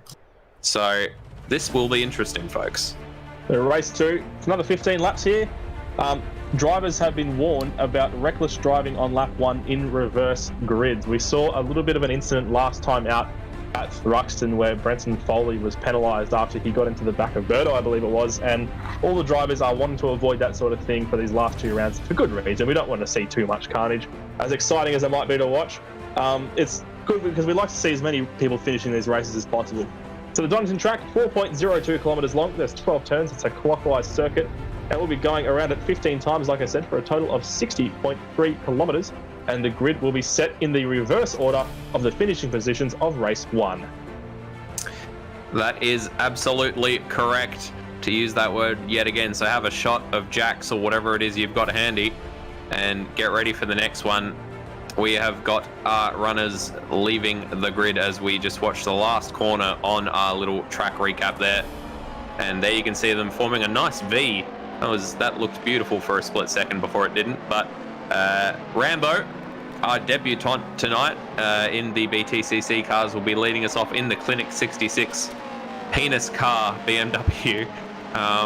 Beautiful machine. Behind him, we've got, as he flashes the lights, wonder if he's listening, as we've got Tyrrell behind him. Recently crashed his car in real life. Let's hope he doesn't do that in the race. Netherelmian running in 3rd at the moment because we're on the formation lap, and obviously you can't overtake or lose positions on the formation lap. He will be hoping for some solid points positions at the end of the season here. Josh Bagsy in 4th. We'll be starting from there. We've seen him, he's been quite good at defending on these reverse grid races from cars that probably are quite a bit quicker than him. So wonder if he'll be able to dig his heels in and hold on to some higher positions here today. Roadhog in that heavy, chonky Audi, but with 4-wheel drive gets a decent jump off the line, so could he perhaps grab a few positions off the start. It's a truly we thick saw car, isn't it? It is a thick, with about 15 C's car, that Audi. Decent match we saw last time out in the reverse grid race. An absolute cracking defensive drive from that man behind him, Brenton Foley, who managed to take that podium position and then promptly lose it via penalty. But Decimage was not able to benefit from that as he had a huge dive at the last corner. Let's hope he doesn't do that this time around. Goofball Antics starting from 8th place. Has not been the best season for Goofball Antics, but can he get some decent finishes here towards the end of the season? Zarlingier in the first of the 2 Honda Accord Black Flag Industries racing cars, with his teammate Resist right behind him, starting from 10th. Sam Smith starting from 11th. He's going to have an entire bushel of carrots ahead of him, probably a bunch of carrots rather than a bushel ahead of him to try to chase down through this reverse race. Birdo, who has just found out that he is no longer in the running to be the Season 9 champion, will be starting from 12th. Can he get some dignity wins towards the end? And Ziras, our new champion, will be starting from 13th on the grid. We're lined up, ready to go. The lights are on. And we're away here at Donington. It's a pretty poor start from Tyrrell there, and he's already bogged it down. He's lost almost 3 or 4 spots there. Bagsy and Brenton Foley have to really swerve to get around, and Brenton Foley's taken to the grass. He's still not off that grass. He's like using it as a racing line, and he's even actually taken it to his advantage. Oh, there's a big impact. He was almost up to second there, but he's taken himself and Roadhog off the track. So that's an awful start for Brenton Foley. That leaves Rambo to be leading the race at the moment, but Josh Bagsy is chasing him down at the front. Yeah, that looked like that was an incredible start from Roadhog around the outside, whereas Brendan Foley had a good start up the inside, and they just came together at that first corner. Would like to see a replay of that if our race broadcast director can manage it. But meanwhile, at the front, Bagsy is trying to put pressure on Rambo. Rambo, who's probably is in fact the least familiar with these cars, is currently doing quite well to be hanging on to that first position. Nether is putting a lot of pressure on Bagsy. I think Nether can smell a decent finish here in the reverse grid race, and there is a big gap behind him to Tyrrell, and right behind Tyrrell is Birdo. So Birdo is currently looking like he is going to be in a shot with being in the podium positions by the end of the first lap, whereas usually it's Ziras that we see in this position. Well, Ziras and Tyrrell's down in 10th, a little bit of an impact there. Tyrrell's fallen right back, and Resist is trying to get past. Look at Ziras shooting all the way past him. He's trying to leapfrog a few guys at once there. He's still 11th though, so you can just see how tight this back of the pack battle is, and everyone's trying to dive bomb each other through the Melbourne hairpin, and Sam Smith has been sent off the side of the track, and that's a big shame. It's almost 3 wide coming down into the final hairpin. Sorry to cut across you into Goddard's. Birdo making the position to get up into first place, and right behind them, Rambo, Netherelmi and Bagsy all tussling over the same piece of track. Birdo has come out to the better, so he is looking strong to take out a win here. Foley's in the pit lane, so he's got some damage from that earlier incident, I believe, and he's going to be pulling in to make it stop. So that is Brenton Foley's race pretty much done and dusted. But look at Birdo. He's made up 11 spots, completely defied our expectations. He's taken Ziras' good starting luck, and he's applied it all to himself, and he is leading the race. I don't know what you're talking about, Matty. I think we both predicted that by lap 2, Birdo would be in the podium positions. So very well done to us. Pat ourselves on the back for that one. Bagsy is doing a very good job to be hanging in second place at the moment. Can he hold on to that? And then Netherelmian is the cork in the bottle. That is, oh my goodness, there is a lot of cars right behind Netherelmian in his Nissan Primera at the moment. He's got Goofball Antics, Ziras, Desamaj, Sam Smith, Rambo, Resist and Zarlingir all in very close succession right behind him. So that is going to be one hell of a train and one hell of a explosion of champagne when that cork uncorks. Netherelmian normally the one to... Roadhog is normally the one to fill that spot of being the cork in the bottle, as Ziras goes up the inside of Goofball Antics and makes it stick around the outside of the exit of the Foggy S's there, and he's going to be chasing down Nether now. As we're just seeing up a bit further ahead, Birdo is still leading the race, and Bagsy's pulled quite a gap to Netherelmian. So Sam Smith's going to try and dial up the inside once again to the Melbourne hairpin, and can't do anything there, but he's got the outside line. They're almost side by side, Sam Smith and Ziras, but Ziras is going to pull ahead, and he will be in P4. So he's still not up in the podium spot, so there goes my prediction. And actually, is he going to get the pass done before the finish line? Almost. Oh, he's so close. I very nearly had that one in the bag. Lap 3 starts now, and he's going to get him into Redgate. Is he going to spin him out into Redgate? He just had no room there. Nether was trying to push him to the inside. Yeah, Nether being very punchy today, just running him out of racetrack, and fair enough too. Very well done to Nether, and Ziras getting a little bit frustrated behind him. Sam Smith, they're almost nuts to butts as they come on down through the Craner curves towards the old hairpin, but Nether is not giving an inch. He's parking that car exactly where Ziras doesn't want him to be. That's the widest Nissan Primera I've ever seen. Sam Smith is getting desperate. He's trying to take to the grass to get past Ziras here because he's just being held up so much. Meanwhile, Josh Bagsy's falling back a little bit, so now Nether's up to P2.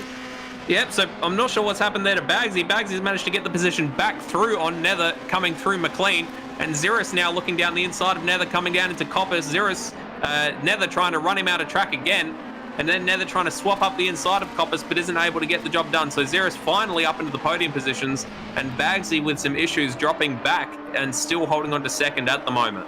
And we're just seeing a replay of the start now from onboard Nether's point of view, just seeing Roadhog.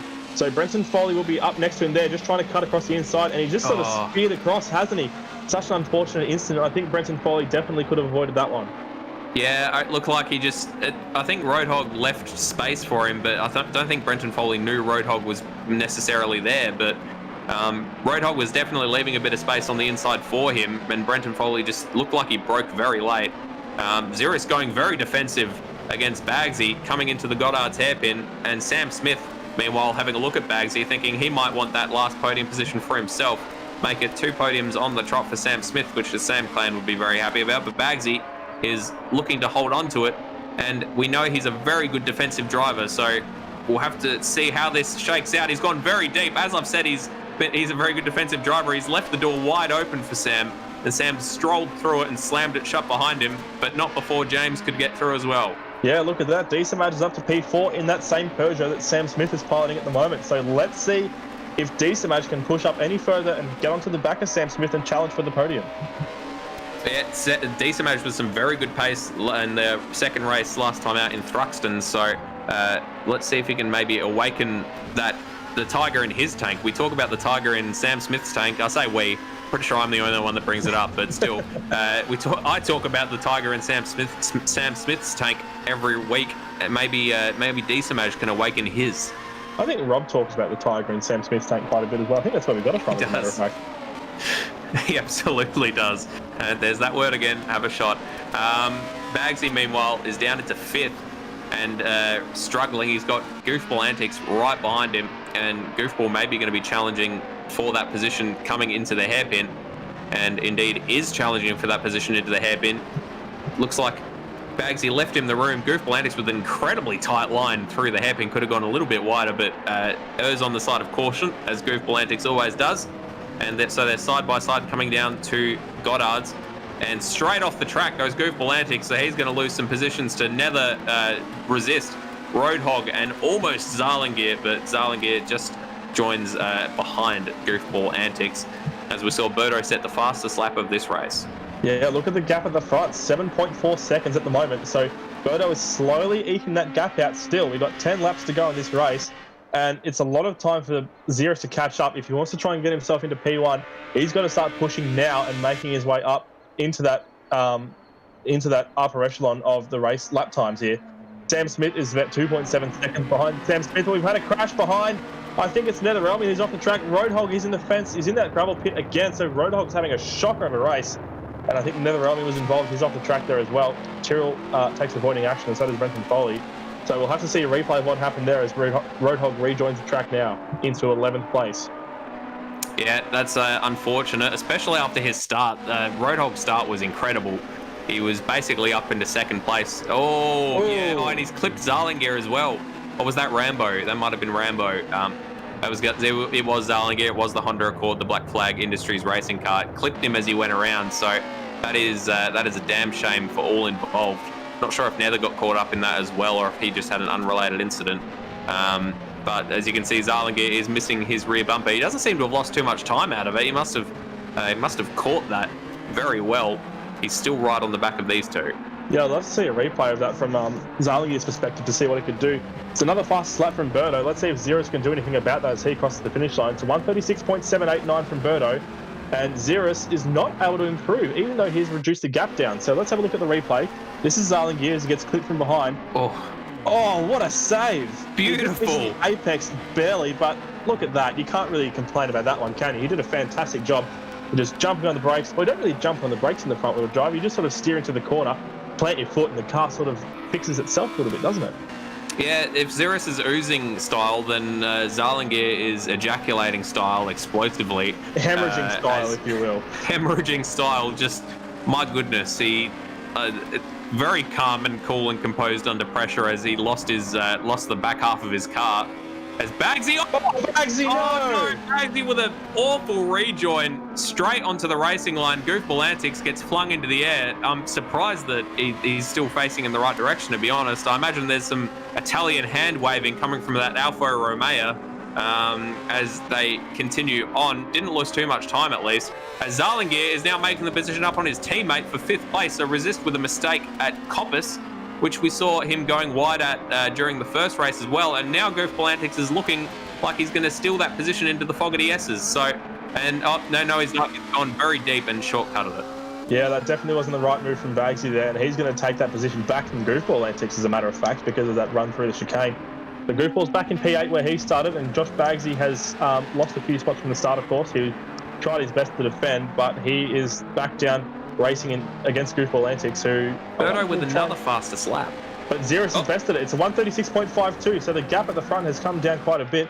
I'm just seeing Roadhogs in the pits at the moment, but the gap at the front is just under 7 seconds. So Ziras has marginally bested that fastest lap from Birdo, and I'm not sure if he's actually going to catch him. That gap at the front isn't coming down quick enough for Ziras to be able to make his way into P1 by the end of the race, unless Birdo makes a mistake. Touch wood that he doesn't, but he's definitely on track for a race win here. As it stands, it's very early days, of course. We're not even in a half race distance, but it's hard to discount him, isn't it, at this point? It is. He just seems to be. He seems to have that Renault hooked up, and he's got the he's got the clear track in front of him that he probably wanted in the first race. Whereas Ziras has got it all to do to try to chase down. Ziras has been saying he's been a bit more conservative on the reverse grid races, waiting for people to fall off the track in front of him.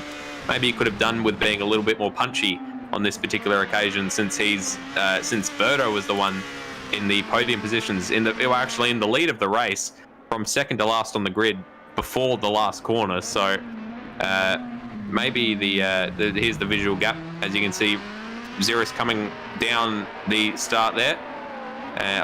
Coming down the straight towards the Melbourne hairpin.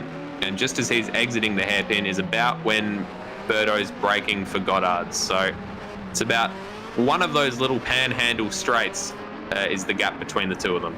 I get the point you're making about Ziras maybe being a little bit more conservative than he normally would have liked, but I don't think anyone, especially Ziras, would have expected Nether to drive such a defensive race at the start there. He was not letting anyone get past him, not even Ziras, for a good lap and a half there, so that really caught him by surprise, I think, and as a result, Birdo said thank you very much, and he's packed his bags and he's checked out of the hotel well before 10 a.m.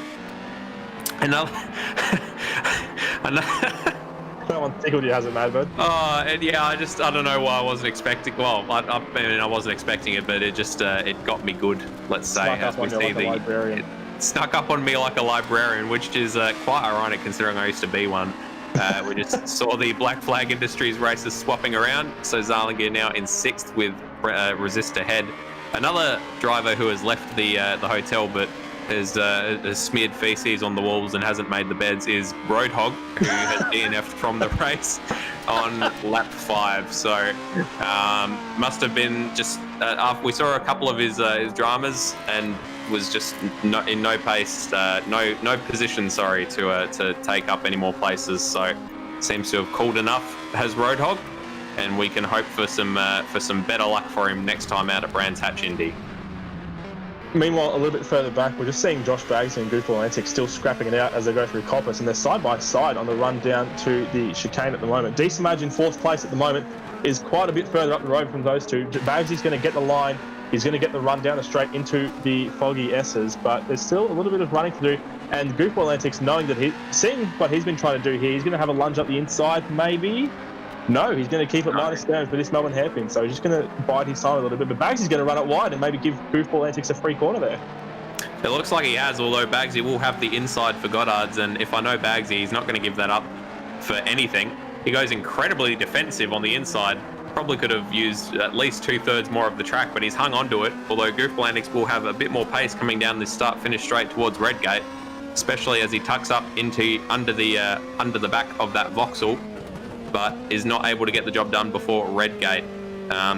Decimage, we saw, has just not had the pace to live with Sam Smith. He's now 7 seconds behind 3rd place man Sam Smith, so that opportunity for a podium is gone begging as we continue to watch this little battle. And it struck me that Coppice sounds a lot like somebody mispronouncing Cops, which is a corner at Silverstone, which ties back into something I said last week about all British corners having very similar names. I wonder if there's any repeated corner names here. I'm just going to have a look at the map again because, funnily enough, I've already forgotten every single one of them. I don't think so. They're all quite unique, actually.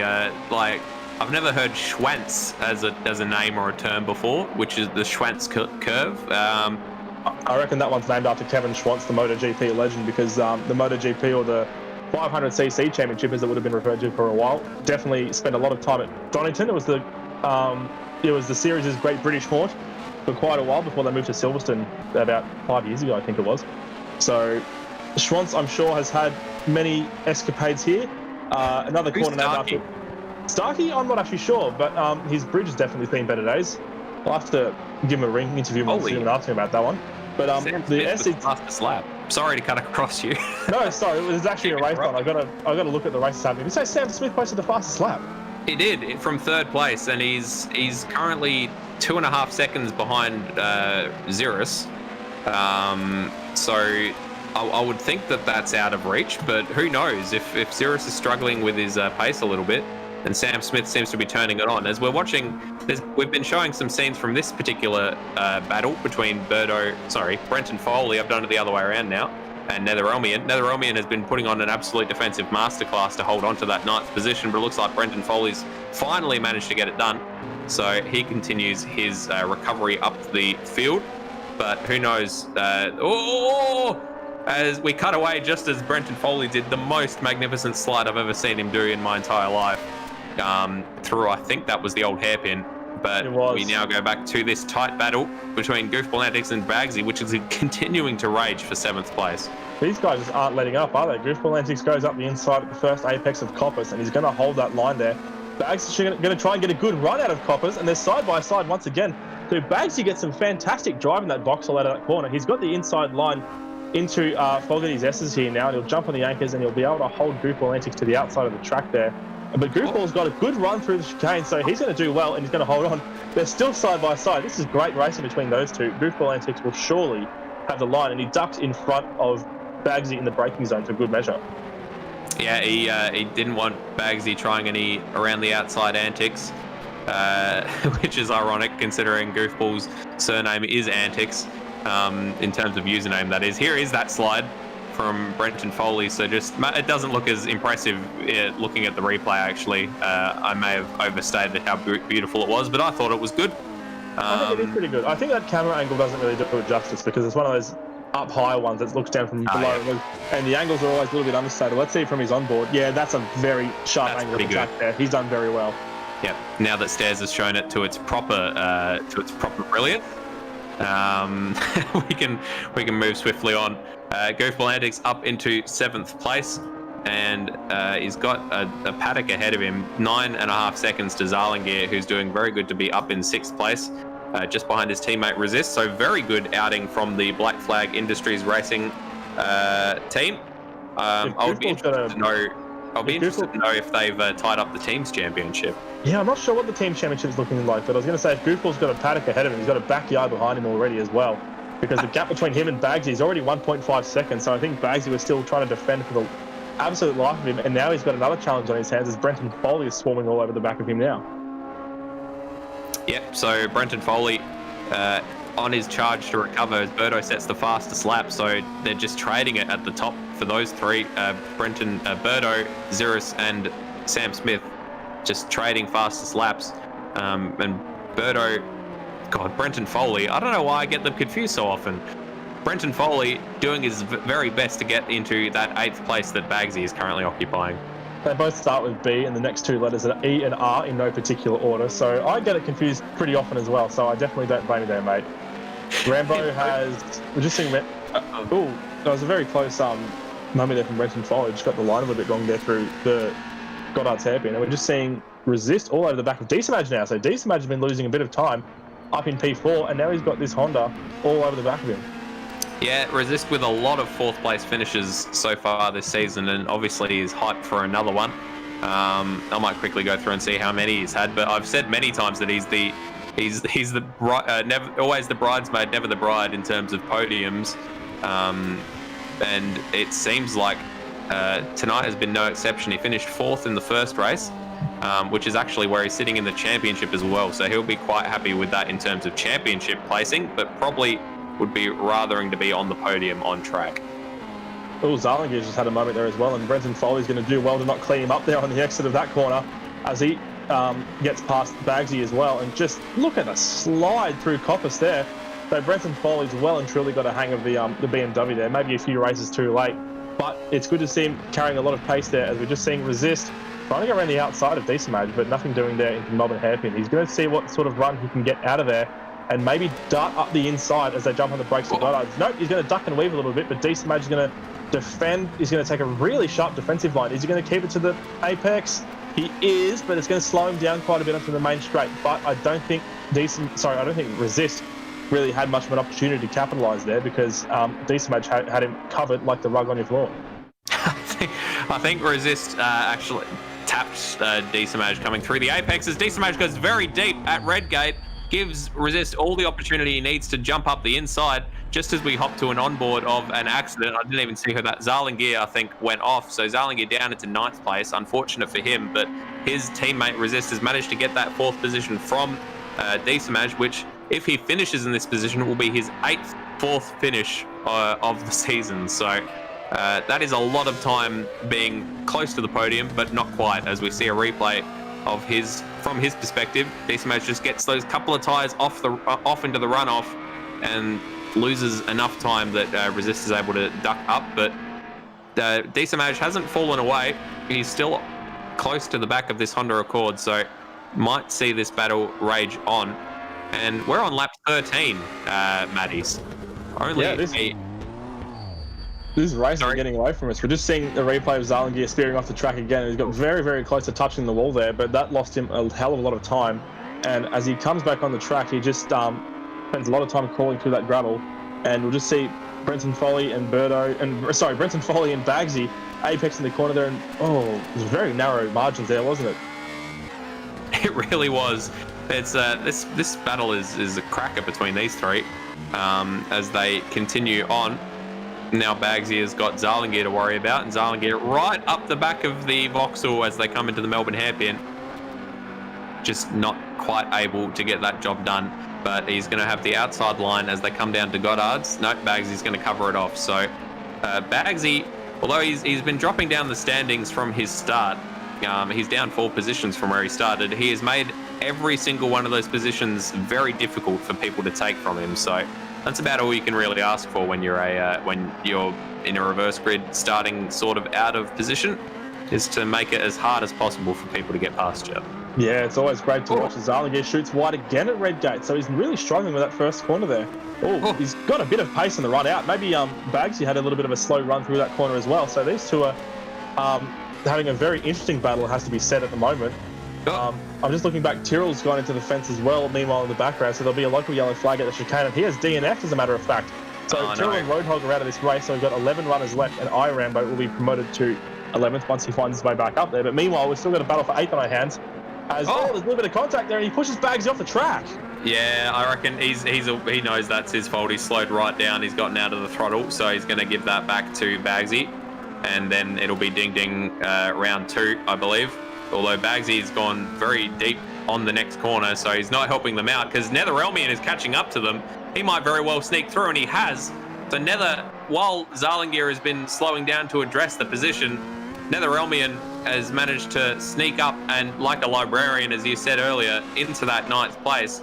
And Zarlingier has obviously cut his losses, said, look, I tried to redress the position, you were too slow, and now I've just got to get on with it. So he's now got Netherelmian to worry about behind him. What a shame for all those guys involved, except Nether, of course. He's been there to pick up the pieces. But while that's happening, we've got a final lap on our hands, folks, and Berto's going around the back of the circuit now. He's just coming his way through Coppice. And that gap at the front has been extending ever so slightly. So it's now 9.6 seconds.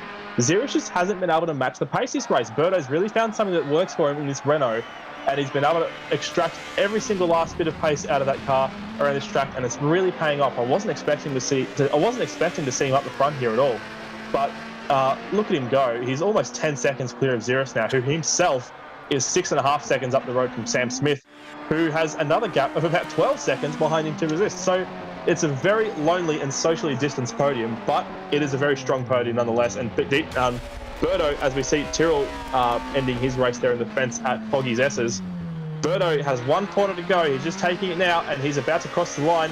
He will win race 2 here at Donington in round number 9.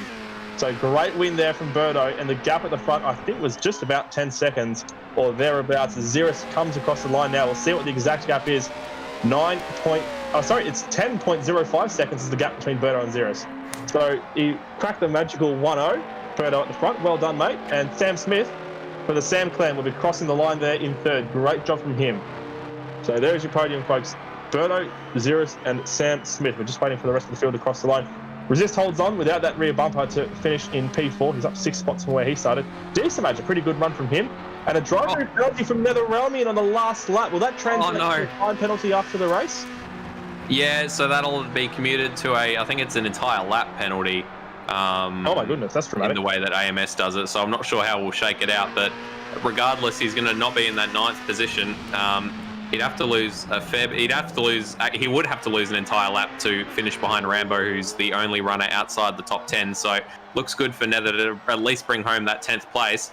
But after that luck on the last couple of laps to grab that 9th position from Bagsy, that's a bad finish to get that track cut. So it looks like he's been promoted to 10th actually, because he was 9th on the road when he crossed the line, and as soon as he crossed the line, it pushed him back to 10th. So that's promoted Josh Bagsy up into P9. Yep. So I think Rambo was more than a lap down. So even with the extra lap added to Nether's tally, it's still not enough to put him behind Rambo. But regardless, Rambo kept it on the track, comes home in 11th place. So well done to him. We're just getting our drivers filtering into the commentary box, and I was hoping that Resist would hop in so that I could have a word to him about his 8 4th place finishes, which I'm sure he'd love. Rob Smith in the chat saying, "Careful, boys. Sam's mum was a librarian." Of course, she was a noble profession, Sue, as I would rightly know. But looks like we've been joined by our 1st and 2nd place finishers of Ziras and Berto. So I'll start off with Ziras, and looked like you struggled a little bit to get through the field this time around compared to previous times, Ziras, and then Nether just seemed to not want to get out of the way for you. How did you find that reverse grid race? Well, as you say, I just found it difficult to get around everyone. They're all much slower on the brake. I don't think that's controversial. Yeah, continue. There's no real nice way to say it, but they were all much slower through most of the corners, so it was just hard to put it up the inside or anything like that around that track. So, and then of course everyone accelerates about the same amount of corners. And then of course Nether did block quite a bit. But yeah, otherwise, we did see that a little bit. Was that maybe a little bit frustrating, or was it? Were there any sort of things that you looked like were a little bit borderline, or was it all pretty fair? Just a bit frustrating. Felt like he pulled across the track when he knew I was trying to nose up on him, even in the middle of corners. So yeah, it really felt like blocking to me. But anyway, I got past him, and then I saw Berto was 7 seconds up the road, so I just sat there. Yeah, it didn't look like you had the pace to live with Berto. Just you were trading fastest laps for a time, but he just seemed to be extending that advantage. It just struggle. Unlike Sam, do you struggle a little bit when you got a carrot in front of you? No, I think it's because I just I didn't feel like pumping up laps, just because I'm so tired from the first race. But the other thing is, like, if you're not driving the car on its limit, it tends to do weird things, so you lose a lot of confidence. So towards the end of the race, I started pushing again, and it felt all right. Fair enough. Well, congratulations on your 2nd place finish, your 4th podium in a row, and again, congratulations very much on your championship win here in season 9. Cheers. And we will quickly jump back to your brother Resist, who, as I spruiked up in the commentary, Resist, mate, that was your 8th 4th place finish. Do you feel like there's been some opportunities over the season where you could have improved those into a podium, or do you think you've driven as best you can each week? For sure, there's been opportunities, but there is a clear 1, 2, 3, I think. So 4th is pretty good for me. I'm pretty happy. Yeah, you can't actually lose 4th in the championship at this stage, so that's a meteoric rise from where you finished last time in the DRMs, which I think was, as I scroll madly through the results, you finished in 9th in the DRMs. That seems low. and you finished in 8th the season before. So 8th to 9th to 4th is a pretty decent improvement. Yeah, I'm all for that. But I'm cracking myself up here. Oh, look at me go. Last season's 9th, I think there was a bit of bad luck involved in that. I felt I drove much better than 9th. And the season before 8th is pretty fair enough. But yeah, pretty stoked with how I'm improving, and hopefully next season I can get me a top 3 spot. Yep, I look forward to seeing some race wins from yourself in the very near future. As I say every week. But regardless, some very consistent, very quick results from you this entire season. So well done on all those. Thank you. And that sounded a little bit more condescending than I meant it to. Then we move on to, he might be out of the championship hunt for season 9, but he obviously has some pace and seemed like he had something to prove this time around. Birdo, with a dominant win in the reverse grid race, and Maddie and I both picked Ziras to be in the podium positions by the end of the first lap, and you were in first by the end of the first lap. So how did you find that race? Yeah, please tip like that more. That seemed to work out pretty well. The seas just seemed to part on that first lap, and through we went. What can I say? It just kind of, I just found myself in first. It sounds like Ziras had more of a reverse grid race that I would normally have, and I had one that he would normally have. I had a really good start off the line, so really happy with that. It was a consistent round, and that's all I really want, to be honest, so happy with that. Yeah, and you're still, I mean, it's mathematically impossible, but like to be still in touching distance of the championship when it's Ziras that you're up against must be... must mean something, because we all know he's frighteningly quick, and you've sort of been there pushing him the entire season, so very well done the entire season. Thanks, dude. Happy with the pace I've had this season. I would have liked to be closer, obviously, but I just haven't been consistent enough from pretty much round 3, I think. I've had a good race and then an absolute howler, so... But I'm still in second. Really pleased with that, to be honest. That's more than I could hope for. Fair enough. And I'm pretty sure it's not impossible for you to lose second, but it's going to be quite hard. You'll have to... Sam Smith will have to outperform you quite a bit in the last round. So I reckon you've got that one all stitched up. So very well done with your second place finish. To be determined in season 9, and of course your first and second place finishes here tonight. Cheers. No, thanks, guys. Well, thank you very much to all of our podium sitters and resist. That's a sentence that I'm sure he loves hearing. Maddie, how did you find round 9 of the BTCC cars and the crowning of a new ARW champion, or not a returning ARW champion, but a champion for season 9? 7-time champion. It's pretty hard to beat that, isn't it? Ziras has been absolutely phenomenal. And I've only been commentating since the Caterhams, I believe, is when I started. And I've just seen nothing but Ziras domination. So it's really a testament to his ability to just master any car that you throw him into and any track that you sort of stick it on. So, richly deserved championship from Ziras there, but also some great fight there from Birdo, especially in the latter stages, and especially today, some really good performances all the way down the field. There's some really nice battles. Special shout out to Bagsy for just being able to defend, and even though he saw those positions slipping away from him as the race went on, he just kept plugging away. He just kept defending for his life and made every single car, as you were saying, work for those spots to get past him, and that was great to see.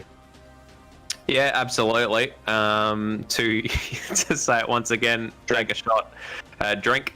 But a great race for the entire field, pretty much. Very well done to Rambo on his debut to finish both races, which is definitely not a small feat, especially in that BMW. Pablo in the chat just saying another great call, guys. Thank you very much, Pablo. Glad to have you along. Glad to have the Sam clan along as always, and glad to have you yourself along if you are not one of those couple of people that I've just pointed out.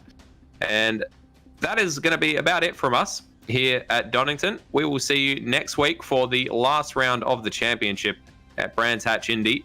The championship itself might be no longer in doubt, but there's still some fantastic racing to be had and a very tight little circuit. So I'm very excited to see how it all goes down next week. I've been Madbird. And I've been Matty. We'll see you next week, folks. Take care.